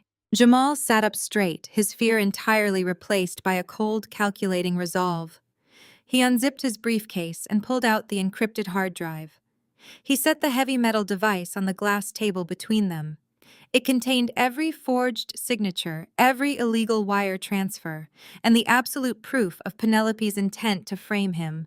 "Let us burn their empire to the ground," Jamal said. Olivia smiled, a sharp, dangerous expression that promised absolute ruin for the people who had cast her out. She picked up the hard drive. "Let us get to work." Olivia calmly walked over to a standalone terminal in the corner of her office. This machine was severed from the main corporate network designed to analyze highly sensitive data. She inserted the drive. Jamal stepped up beside her, inputting his complex alphanumeric decryption keys. The screen flashed black before rows of categorized folders materialized. Olivia clicked open the master ledger. Her sharp eyes rapidly scanned the columns of figures tracing the digital pathways of her family's colossal deceit. She watched millions of dollars get siphoned from Penelope's hedge fund clients, routed through Cayman Islands' shell corporations, and funneled directly into the fake charitable foundation registered under Beatrice's name. The sheer arrogance of their criminal architecture was staggering. They had weaponized their elite status to construct an illegal pipeline of stolen wealth. Olivia leaned closer, her expression hardening into ice as she opened the administrative access logs. Jamal pointed to the bottom of the screen, highlighting a specific repetitive string of code. He explained how Penelope had bypassed the internal auditing software by cloning his secure network credentials. Olivia saw undeniable proof that her sister was actively framing her own husband. Penelope was orchestrating the digital paper trail to ensure that when federal authorities eventually raided the hedge fund, Jamal would take the fall. Olivia felt a surge of absolute disgust. She knew her family was obsessed with wealth, but sacrificing the father of their own grandchildren to save their failing empire was a new level of depravity. She looked at Jamal. He stood tall, his jaw set with raw pain and fierce determination. "We have absolutely everything we need to bury them," Olivia stated, her voice resonating with cold, unyielding authority. "But presenting this raw data to the authorities right now leaves you exposed to immediate retaliation. They will attempt to bury you in aggressive injunctions before federal agents even finish reading the file. We need to build an impenetrable shield around you and your children before we strike the final match." She walked back to her marble desk and pressed a button on her secure intercom, summoning her general counsel. A moment later, a sharp, impeccably dressed lawyer entered the penthouse. Olivia introduced him as Jonathan, the most aggressive corporate attorney in the state. She instructed Jonathan to drop every other case and make Jamal his absolute priority. Olivia looked directly into Jamal's eyes, forging an ironclad pact. She promised him the full, terrifying power of her legal division and outlined her exact terms. Jonathan and his team would immediately draft airtight custody documents, ensuring Jamal received full, uncontested sole custody of his children. They would coordinate a covert relocation strategy, moving his family to a secure luxury estate outside the city limits the moment the operation went public. Furthermore, Jonathan would leverage her immense political capital to negotiate directly with the Department of Justice. Olivia guaranteed Jamal blanket immunity from the impending Federal Bureau of Investigation probe. He would be classified as a protected whistleblower, fully shielded from any legal blowback generated by Penelope's fraudulent credentials. In exchange for this protection, Olivia demanded one final piece of intelligence. She needed to know exactly when and where Penelope and Richard planned to execute their next major maneuver. Jamal nodded, accepting the terms without hesitation. He reached into his suit jacket, pulled out a folded sheet of heavy cardstock, and smoothed it out on the glass coffee table. He revealed the family's ultimate desperate gamble. Richard's real estate company and Penelope's hedge fund were drowning in debt, and their stolen capital was running dangerously low. To cover up the embezzled funds and save themselves from bankruptcy, they needed a massive influx of cash. Jamal explained that they were currently aggressively bidding on a monumental state contract worth $500 million. The state government was planning to construct a series of high-tech educational facilities across the region. If Richard and Penelope won that bid, they could use the massive government advance to quietly replace the stolen client funds and avoid federal prison entirely. To secure this contract, Jamal continued, Beatrice had drained the very last of their hidden liquid assets. She used the stolen money to purchase a premium center stage table at the upcoming governor's gala. The gala was the most exclusive political and financial networking event of the decade. Richard and Penelope firmly believed that by projecting an image of absolute dominance at this event, they could easily manipulate state officials into awarding them the $500 million project. Jamal tapped the heavy cardstock, pointing to the embossed date. The gala is this Saturday night, he said softly. They are putting everything they have left on this single event. They think they have already won. Olivia absorbed this incredible information, a slow, dangerous smile spreading across her face. Her family was about to walk into a room full of the most powerful people in the state, completely unaware of the invisible trap waiting for them. She thanked Jamal for his courage and his brilliant execution. She assured him that by Saturday morning his children would be safely relocated and his legal immunity would be officially cemented by federal prosecutors. They shook hands firmly, sealing a devastating alliance between the family's two greatest outcasts. Jamal left the penthouse with a renewed sense of hope, knowing he had just aligned himself with an unstoppable force. After the elevator doors closed silently behind Jamal, Olivia stood alone in her massive office. The city lights glittered brightly through the floor-to-ceiling windows, reflecting off the dark marble of her desk. She walked back to the isolated terminal and ejected the encrypted flash drive, clutching the heavy metal device tightly in her palm. It contained the complete, utter destruction of her family's toxic empire.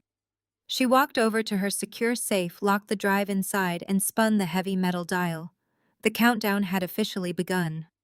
The stage was set for a brutal public reckoning that would shatter their reality. Across the city, unaware of the digital guillotine suspended directly above their heads, my family was busy constructing their final illusion. Richard paced the length of his lavish executive office, his expensive leather shoes sinking deeply into the imported Persian rug. The air in the room was thick with a frantic, suffocating desperation, disguised as aggressive business strategy. Penelope sat slouched on a velvet sofa, her designer laptop resting on her knees. as she reviewed the financial projections of their ultimate gamble.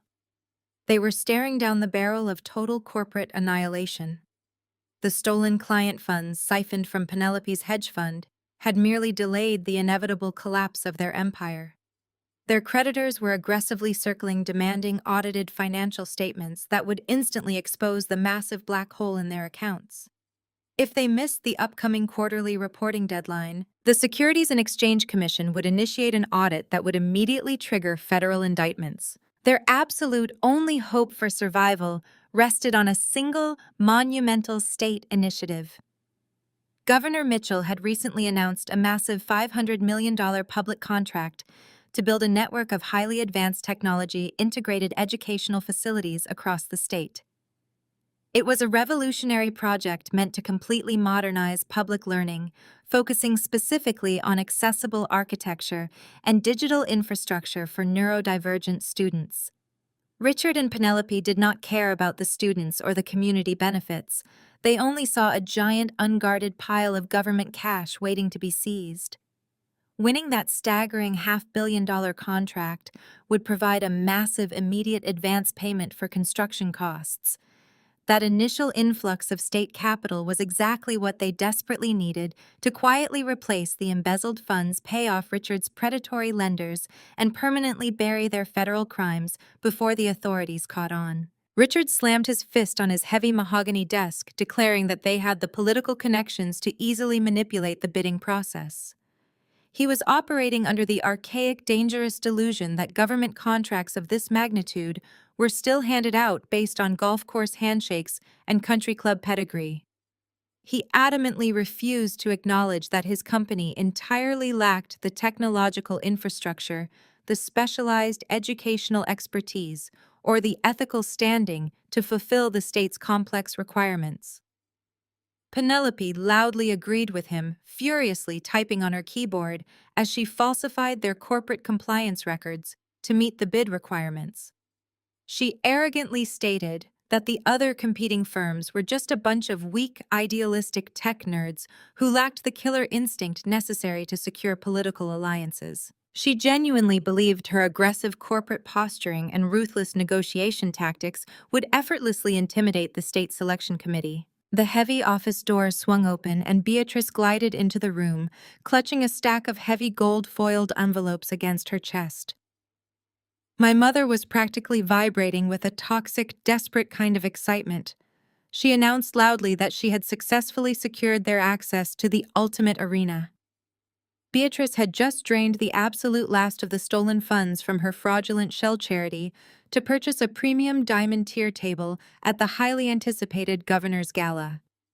The gala was the most exclusive, heavily guarded social event of the decade, a glamorous gathering of the absolute elite where the state's most powerful politicians and billionaires would mingle freely. Beatrice proudly dropped the expensive VIP passes onto Richard's desk, boasting that their table was positioned directly adjacent to Governor Mitchell's personal seating area. She explained her master plan with terrifying enthusiasm. By projecting an image of overwhelming, untouchable wealth at the gala, they would effortlessly assert their dominance over the other bidders. They would dress in their most extravagant couture drink, vintage champagne, and casually corner the governor to secure the contract with a few charming smiles and empty promises. My mother firmly believed that rubbing shoulders with the political elite, flashing their expensive watches, and pretending to be generous philanthropists would completely blind the state officials to their crumbling financial reality. She had already ordered a custom gown from Paris using the last of the laundered money, prioritizing her appearance over their impending legal doom. The sheer audacity of their plan was sickening. They were literally facing decades in a federal penitentiary for wire fraud, tax evasion, and grand larceny, yet they actively chose to blow hundreds of thousands of stolen dollars on a single dinner party. They viewed the gala not as a social event, but as an aggressive corporate hunting ground. Penelope snapped her laptop shut, a vicious smirk spreading across her perfectly painted lips. She declared that they were going to walk into that ballroom and remind the entire state exactly who the elite were. She boasted that no politician could resist the combined power of their family legacy and her hedge fund prestige. Richard poured himself a generous measure of scotch, raising his glass to his wife and his golden child. He toasted to their impending victory, fully convinced that his predatory business instincts would easily overcome any bureaucratic red tape. The three of them laughed aloud, clinking their crystal glasses in a hollow celebration of their own deceit. They were completely intoxicated by their desperate vanity, blinding themselves to the catastrophic risk they were taking. They had absolutely no contingency plan. They had no alternative strategy. They were pushing all of their stolen chips to the center of the table, betting their entire freedom on a single night of elite social manipulation. They firmly believed that the governor and his educational advisors were easily swayed by the illusion of luxury and status. They thought they were the apex predators setting the ultimate bait for the state government. They had absolutely no idea that the monumental contract they were trying to steal had already been placed under the absolute unyielding jurisdiction of a newly appointed, fiercely anonymous advisor. They did not know that their flashy gala tickets were essentially beautifully embossed invitations to their own public execution. They were gleefully marching straight into a highly coordinated trap, entirely unaware that the bait they thought they were dangling was actually the very noose tightening firmly around their necks. Richard and his arrogant status-obsessed family completely failed to comprehend the true political reality of this specific state initiative. Governor Mitchell was a pragmatic leader who had watched past state budgets get mercilessly plundered by parasitic contractors, exactly like my father. He knew throwing $500 million into the public sector without a ruthless gatekeeper would attract corporate vultures. To protect the new infrastructure, the governor created a highly classified, unprecedented government position. He established a special education czar, granting them absolute unilateral veto power over the entire $500 million bidding process. Governor Mitchell desperately needed an incorruptible outsider. He needed someone who possessed an elite understanding of educational technology and a proven track record of crushing corporate inefficiency.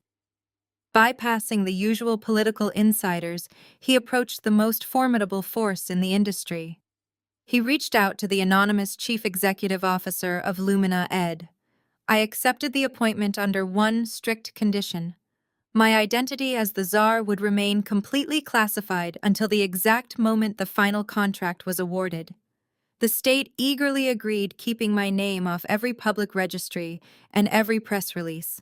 My family thought they were manipulating a group of easily bribed politicians. They had no idea they were actually submitting their fraudulent paperwork directly to the daughter they had violently discarded. I sat silently behind my black marble desk in the penthouse, the city lights beginning to glow against the twilight sky.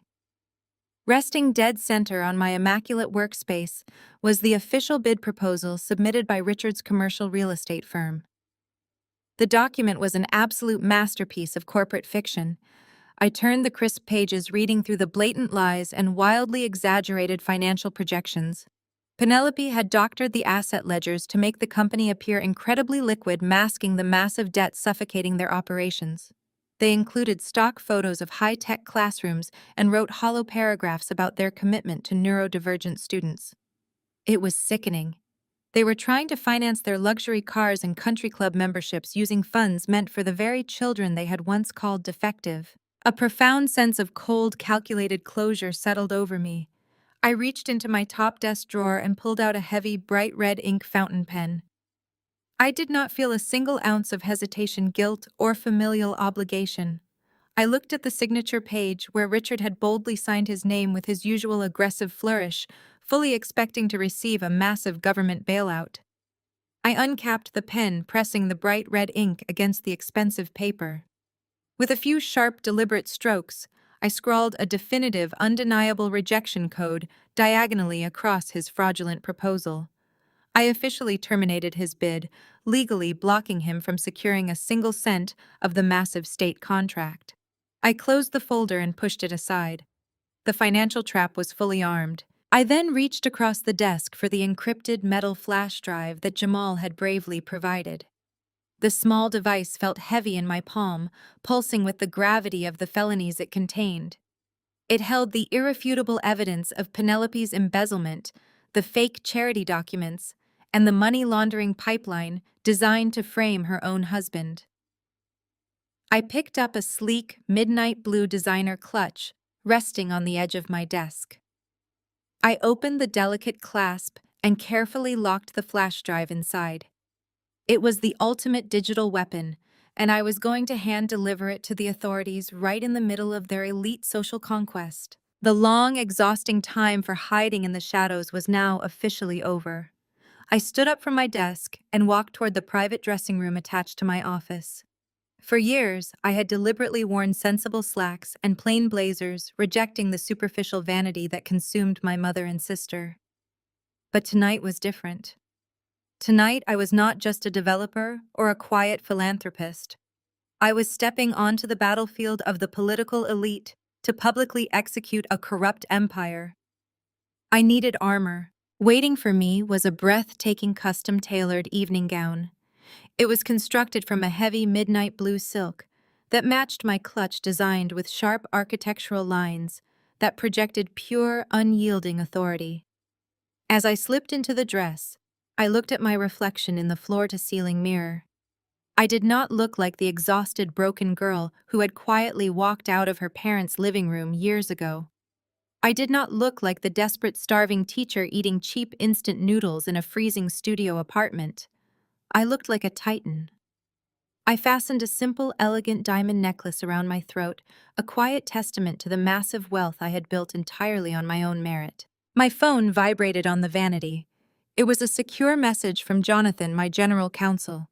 He confirmed that the federal agents were currently staging at the perimeter of the gala venue, dressed in formal wear to blend seamlessly into the crowd.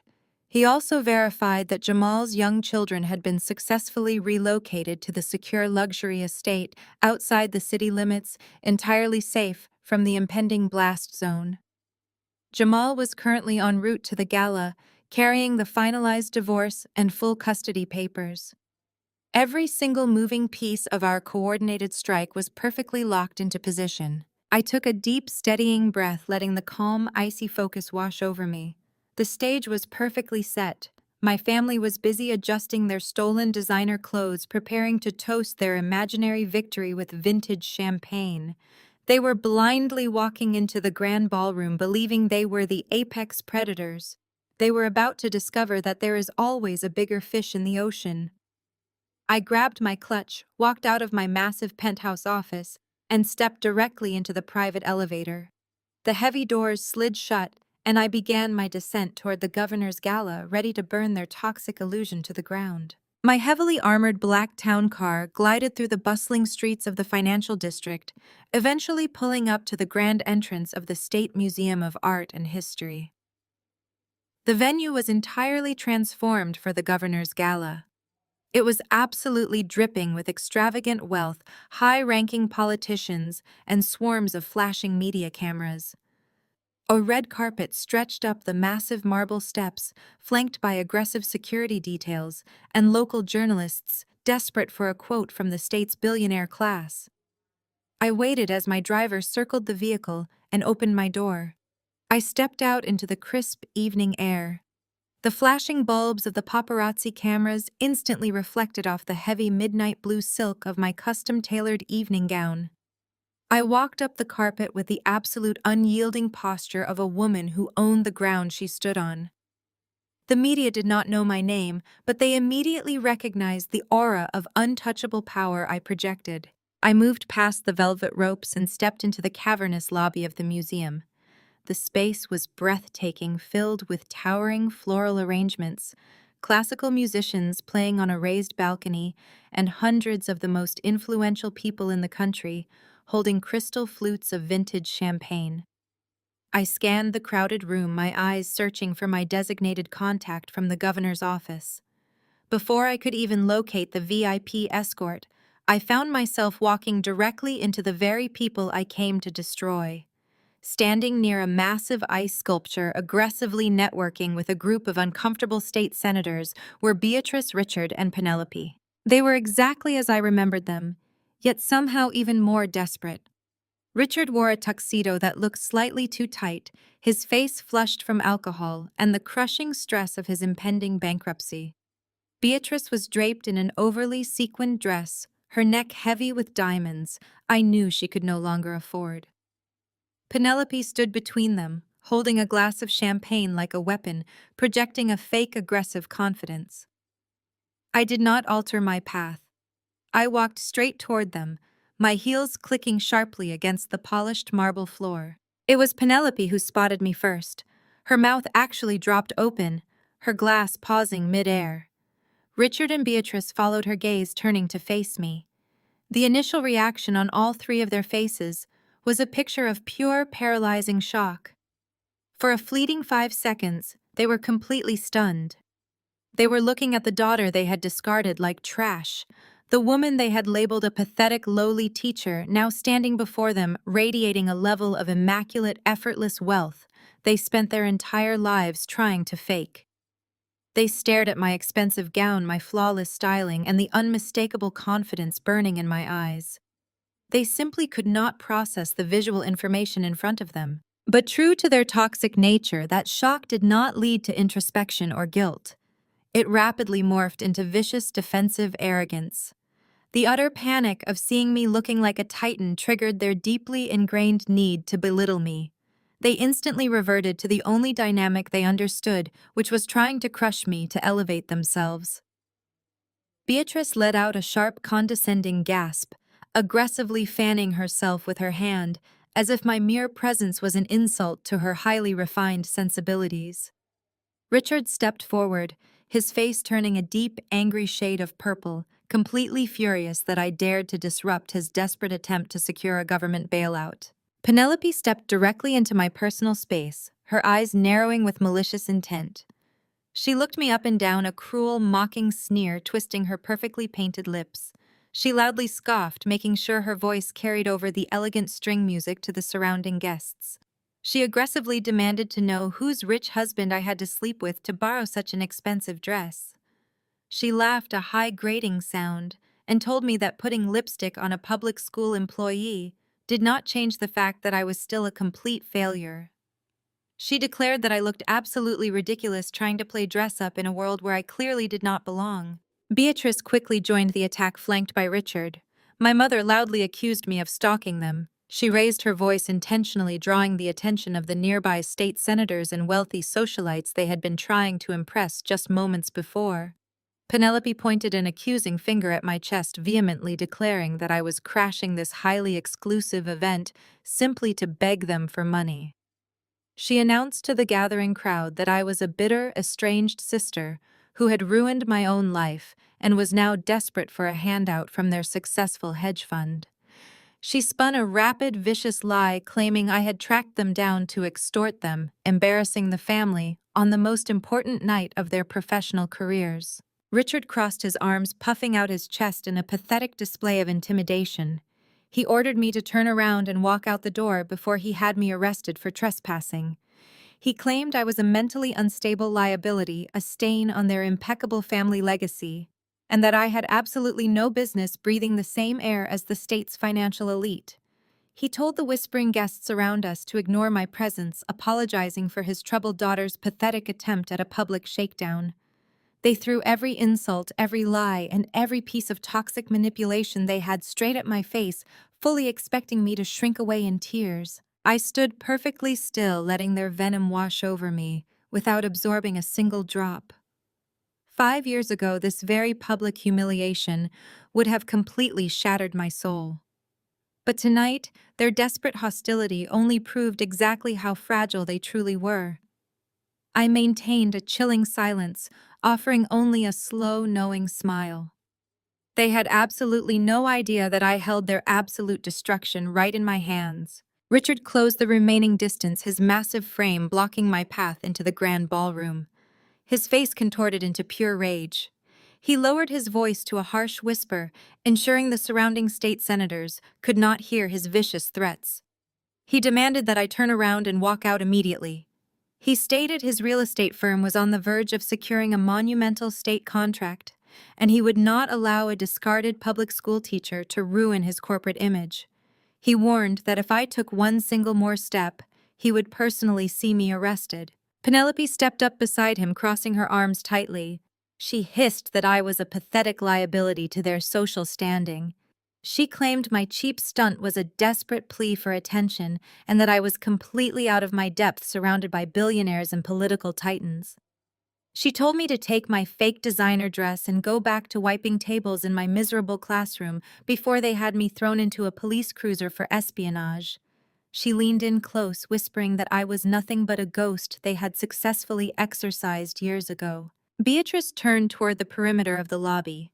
She spotted the head of event security, a tall man wearing a tailored black suit and a secure earpiece. My mother immediately raised her hand, frantically waving him over with a look of manufactured terror plastered across her face. She yelled across the polished marble floor, claiming she was being actively harassed by a deranged trespasser. She put on a spectacular melodramatic performance, clutching her diamond necklace and acting as though my presence posed a severe threat to the elite guests. The security chief noticed her frantic gesturing. He tapped his earpiece, signaling for 2 security guards to follow him.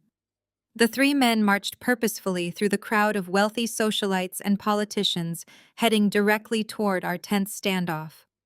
The surrounding guests naturally stepped back, forming a wide circle, eagerly anticipating the scandalous removal of an uninvited gatecrasher. Richard puffed out his chest, a sickeningly triumphant smile spreading across his flushed face. He looked down at me with absolute contempt, whispering that this was exactly what happened when inferior people tried to infiltrate high society.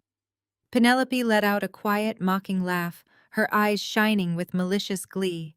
She told me to enjoy my humiliating ride down to the local police precinct. Beatrice adjusted her sequined gown, preparing to accept the apologies and sympathy of the surrounding elite once the guards forcefully dragged me out. They stood united in their arrogant delusion, convinced their status gave them the authority to permanently erase me. The security chief stopped exactly 2 feet in front of us. Richard immediately stepped forward to take absolute control.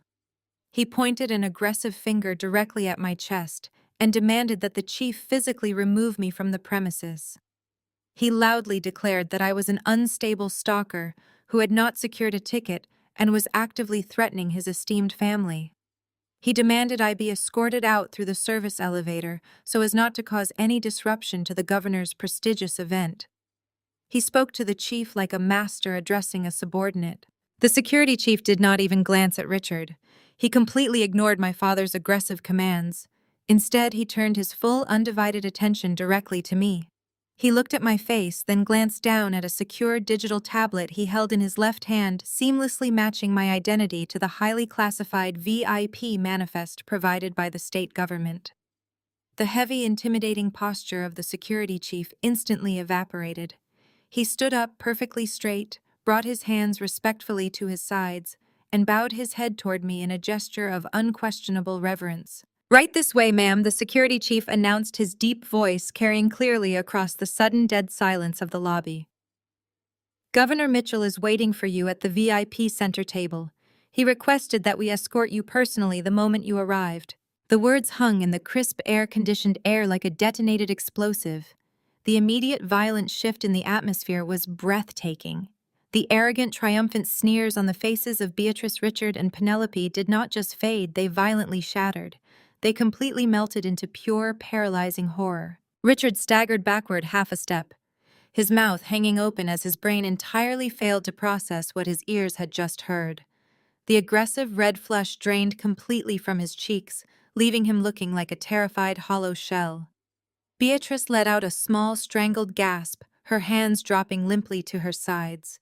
She stared at the security chief, then at me, her eyes wide with a sudden, suffocating panic. Penelope looked as though the polished marble floor had just opened up beneath her feet.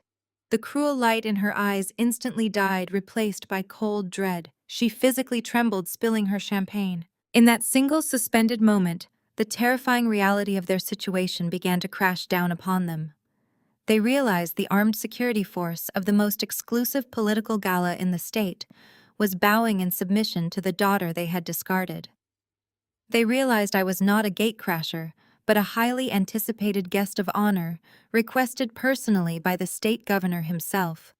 The massive, undeniable power dynamic had instantly brutally reversed. The security chief extended his arm, clearing a wide, unobstructed path for me through the stunned crowd of politicians and journalists.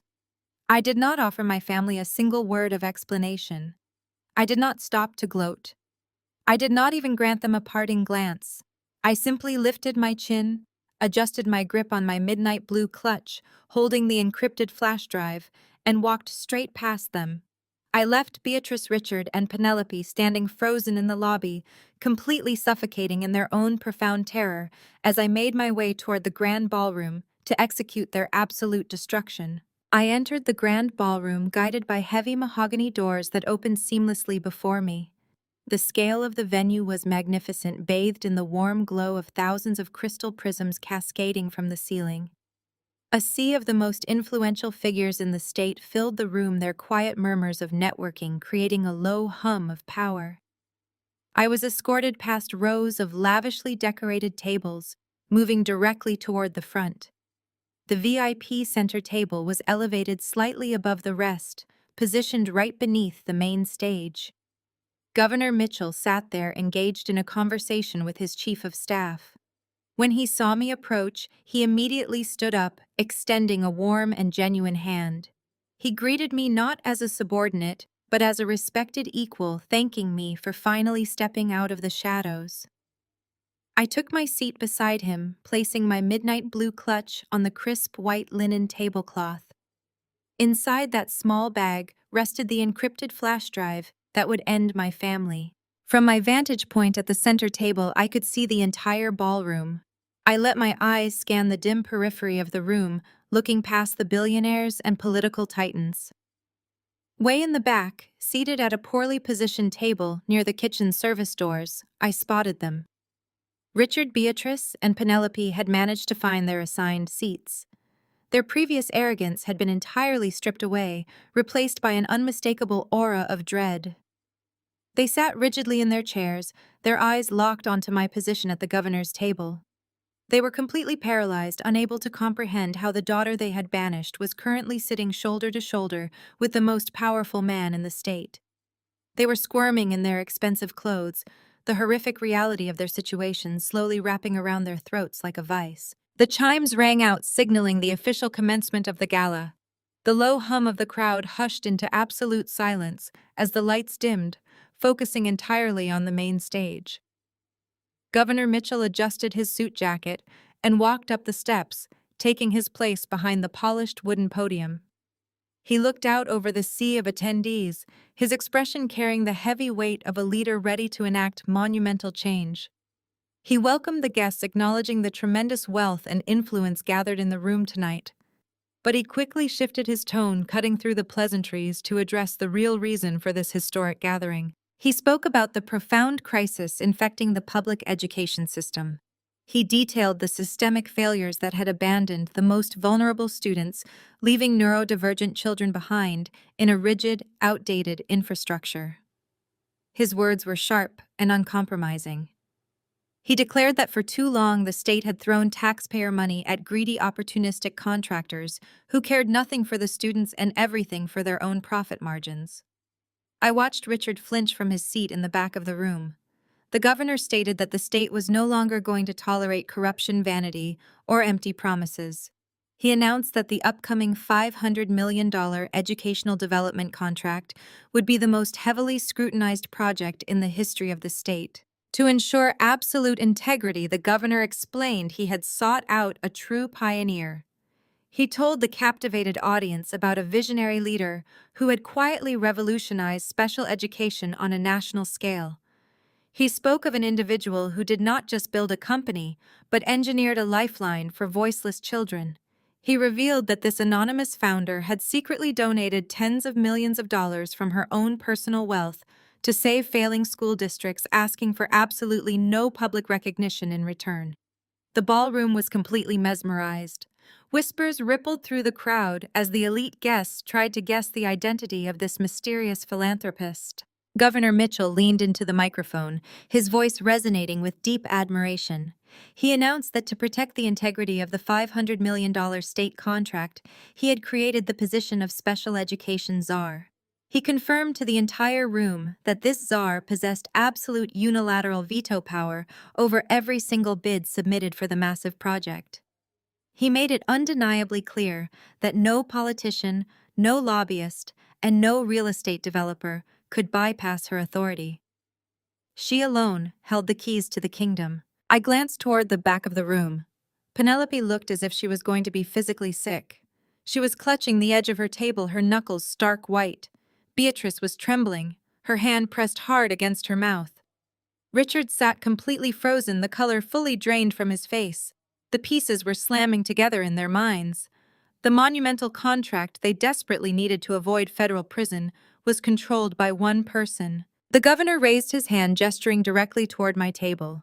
He stated that tonight, this incredible visionary was finally stepping into the light to accept the state's highest civilian honor for her unparalleled contributions to society. He asked the entire room to rise and recognize the ultimate decision-maker for the new educational initiative. His voice boomed through the high-tech sound system, commanding the utmost respect. Please welcome the Chief Executive Officer of Lumina Ed, Olivia. The entire ballroom erupted. Hundreds of billionaires, senators, and industry titans immediately surged to their feet, delivering a deafening, thunderous standing ovation. The spotlight swung rapidly from the stage and illuminated me in a brilliant, blinding circle of light. I stood up slowly, smoothing the fabric of my custom-tailored gown. I looked around the room, meeting the applauding faces of the elite society that my family had spent their entire lives trying to impress. They were not clapping for a wealthy heiress. They were bowing to a self-made titan. I turned my gaze toward the back table. My family sat suffocating in absolute terror. They finally realized the discarded teacher now held their ultimate fate. The applause slowly faded as I stepped away from the center table. I had absolutely no desire to perform for the crowd. I moved deliberately across the grand ballroom. The sea of billionaires, politicians, and media executives parted for me immediately. They murmured congratulations, stepping aside with a respect my parents had spent decades trying to buy. I ignored them all. My eyes remained locked on the poorly lit table in the very back of the room. As I approached their table near the kitchen service doors, the stifling air of panic became almost physical. Richard, Beatrice, and Penelope were practically shrinking into their chairs. The arrogant sneers they had worn earlier were completely eradicated. Penelope was physically shaking. The pristine white designer suit she wore was damp with nervous sweat, as the terrifying reality of her impending ruin crashed down upon her. She looked up at me, attempting a pathetic, groveling smile. She stood up slightly, her voice cracking as she tried to sound affectionate. She called my name, reaching across the table as if we were close sisters sharing a joyful reunion. Penelope frantically whispered that she knew I would never turn my back on flesh and blood. She begged me to approve their bid for the state contract. She pleaded that the family legacy depended on my signature. She promised that if I gave them this favor, everything would go back to normal. Beatrice quickly chimed in, her voice shrill and desperate. My mother clasped her hands together in a theatrical display of maternal devotion. She claimed she had always known I was destined for greatness. She begged me to remember that family loyalty was the most important thing. Richard remained seated, leaning forward and sweating profusely. He attempted his old authoritative tone, telling me to sign the contract so his company could survive the quarter. I looked at the three of them, feeling nothing but cold, clinical detachment. My expression was absolute ice. I did not raise my voice or offer them a single ounce of emotional reaction. I simply unclasped my midnight blue clutch. I reached inside and pulled out the thick, fraudulent bid proposal Richard had submitted to the state.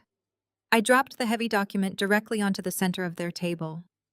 Staring right back at them was the massive, undeniable red rejection code I had scrawled across the signature page. Richard gasped, his face turning ash gray as he stared at his ruined lifeline. Before any of them could speak, I reached back into my clutch. I pulled out the heavy encrypted flash drive that contained the absolute destruction of their entire criminal syndicate. I dropped the small drive right on top of Richard's rejected proposal. The sharp metallic clink echoed over their table. I looked Penelope directly in the eye and delivered my final verdict. This state does not do business with embezzlers, I declared. My voice was steady and lethal. I told them I knew exactly what they had done. I detailed how Penelope had siphoned millions from her hedge fund clients, how Beatrice had laundered the stolen money through a fake charitable foundation, and how Richard used those illicit funds to desperately prop up his failing real estate empire. I watched the blood drain from their faces as they realized their illegal house of cards had been completely dismantled. Penelope began to hyperventilate, denying the accusations in a frantic whisper. She claimed her digital tracks were completely hidden and that no one could prove anything. She insisted her secure network credentials were uncompromised. That was when a tall, commanding figure stepped out from the shadows directly behind me. Jamal walked up to the table looking incredibly powerful and entirely unbothered. He was no longer the marginalized son-in-law who absorbed their racist microaggressions. He was a brilliant systems architect who had outsmarted all of them. Penelope stared at her husband in absolute shock. She stammered, asking what he was doing standing next to me. Jamal did not say a single word to his treacherous wife. He calmly reached into his tailored suit jacket and pulled out a thick stack of legal documents. He dropped the papers directly in front of Penelope next to the flash drive. The bold black letters on the front page were unmistakable. They were highly expedited divorce papers accompanied by a federal court order granting Jamal full uncontested sole custody of their 2 children. Penelope let out a sharp gasp, her hands flying to her mouth as her entire world officially ended. She realized instantly that Jamal had uncovered her plot to frame him and had allied himself with the ultimate corporate predator. Beatrice began to sob uncontrollably, burying her face in her hands as her elite social standing vaporized. Richard sat frozen, staring blindly at the rejected contract that sealed his fate. As the family sat suffocating in the wreckage of their own making, the final phase of the trap was triggered. The men and women in formal wear who had been quietly standing at the perimeter of the ballroom suddenly moved. Federal agents of the Department of Justice broke their cover and closed in on the table with swift, tactical precision. They surrounded Richard and Penelope, flashing their gold badges under the bright chandeliers. The lead agent firmly commanded Richard and Penelope to stand up and place their hands behind their backs. The elite crowd in the grand ballroom turned their attention to the back table, watching in stunned silence as the highly respected hedge fund director and the arrogant real estate developer were formally placed under arrest for federal wire fraud and grand larceny. The sharp click of metal handcuffs snapping around Penelope's wrists echoed perfectly over the soft string music. I stood proudly shoulder to shoulder with loyal ally Jamal, watching the federal agents forcefully march my toxic family out of the gala. They were paraded right past the flashing cameras of the local media they had been so desperate to impress. I did not feel a single drop of pity. I simply watched them walk out the heavy wooden doors, knowing my educational empire was fully secure and my ultimate revenge was perfectly and flawlessly executed. The sharp glare of the paparazzi flashbulbs illuminated the museum lobby like a lightning storm as federal agents escorted Richard and Penelope down the grand marble steps. The very media outlets my family had tipped off earlier that evening, hoping to secure front-page coverage of their supposed business triumph, were now live broadcasting their spectacular downfall. The cameras captured every humiliating second. Richard tried to hide his face behind his handcuffed wrists, his usual aggressive posture completely shattered. Penelope, stripped of her golden child arrogance, sobbed hysterically, her designer heels stumbling over the red carpet she had planned to conquer. The elite socialites they worshipped stood safely behind the velvet ropes, whispering in absolute disgust. My family was ostracized from high society in a matter of minutes. The legal and financial fallout was breathtakingly swift and completely merciless. By Monday morning, the Securities and Exchange Commission formally froze every single account connected to Penelope's hedge fund. Forensic accountants systematically dismantled her web of offshore shell companies. Faced with the mountain of irrefutable digital evidence, Penelope's defense attorneys immediately advised her to take a plea deal.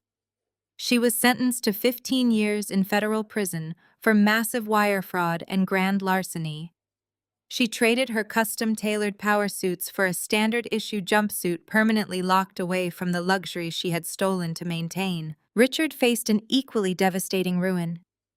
Without the infusion of embezzled capital from Penelope, or the $500 million state contract, his commercial real estate empire completely collapsed within 48 hours. His predatory lenders aggressively called in their debts, forcing his firm into immediate involuntary bankruptcy. The federal government seized his sprawling estate, his luxury vehicles, and every remaining physical asset to pay back the defrauded investors. He joined his daughter in the federal penitentiary, his arrogant business legacy reduced to a cautionary tale. Beatrice faced the most agonizing punishment of all: total suffocating isolation. The federal authorities stripped her of the fraudulent charitable foundation she had used to launder the stolen money. Because she was technically complicit in the tax evasion scheme, the government seized her personal bank accounts and her prized diamond jewelry collections to pay massive restitution fines.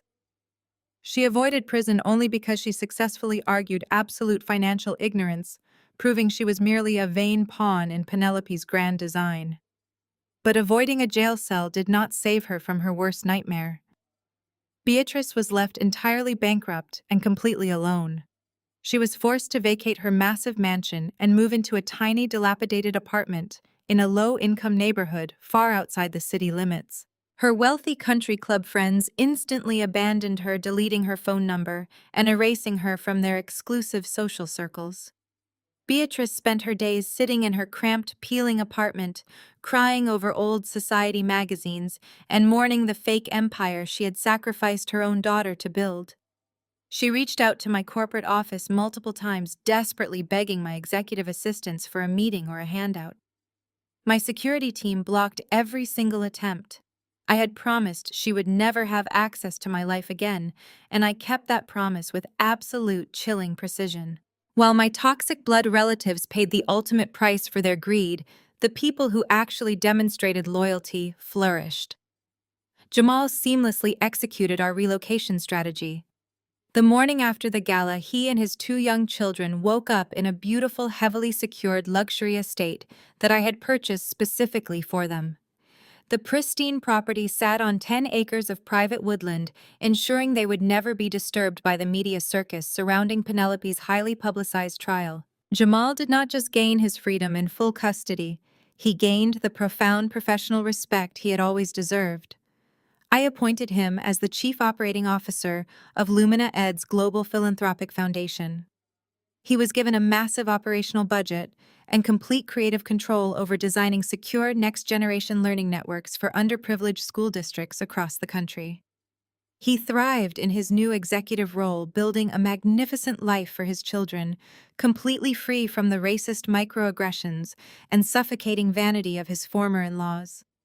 He became a crucial trusted pillar in my expanding empire, proving that the strongest family bonds are actively forged through shared integrity, not forced through toxic obligations. A few months after the chaotic dust finally settled, I stood alone in the executive boardroom on the penthouse floor of Lumina Ed.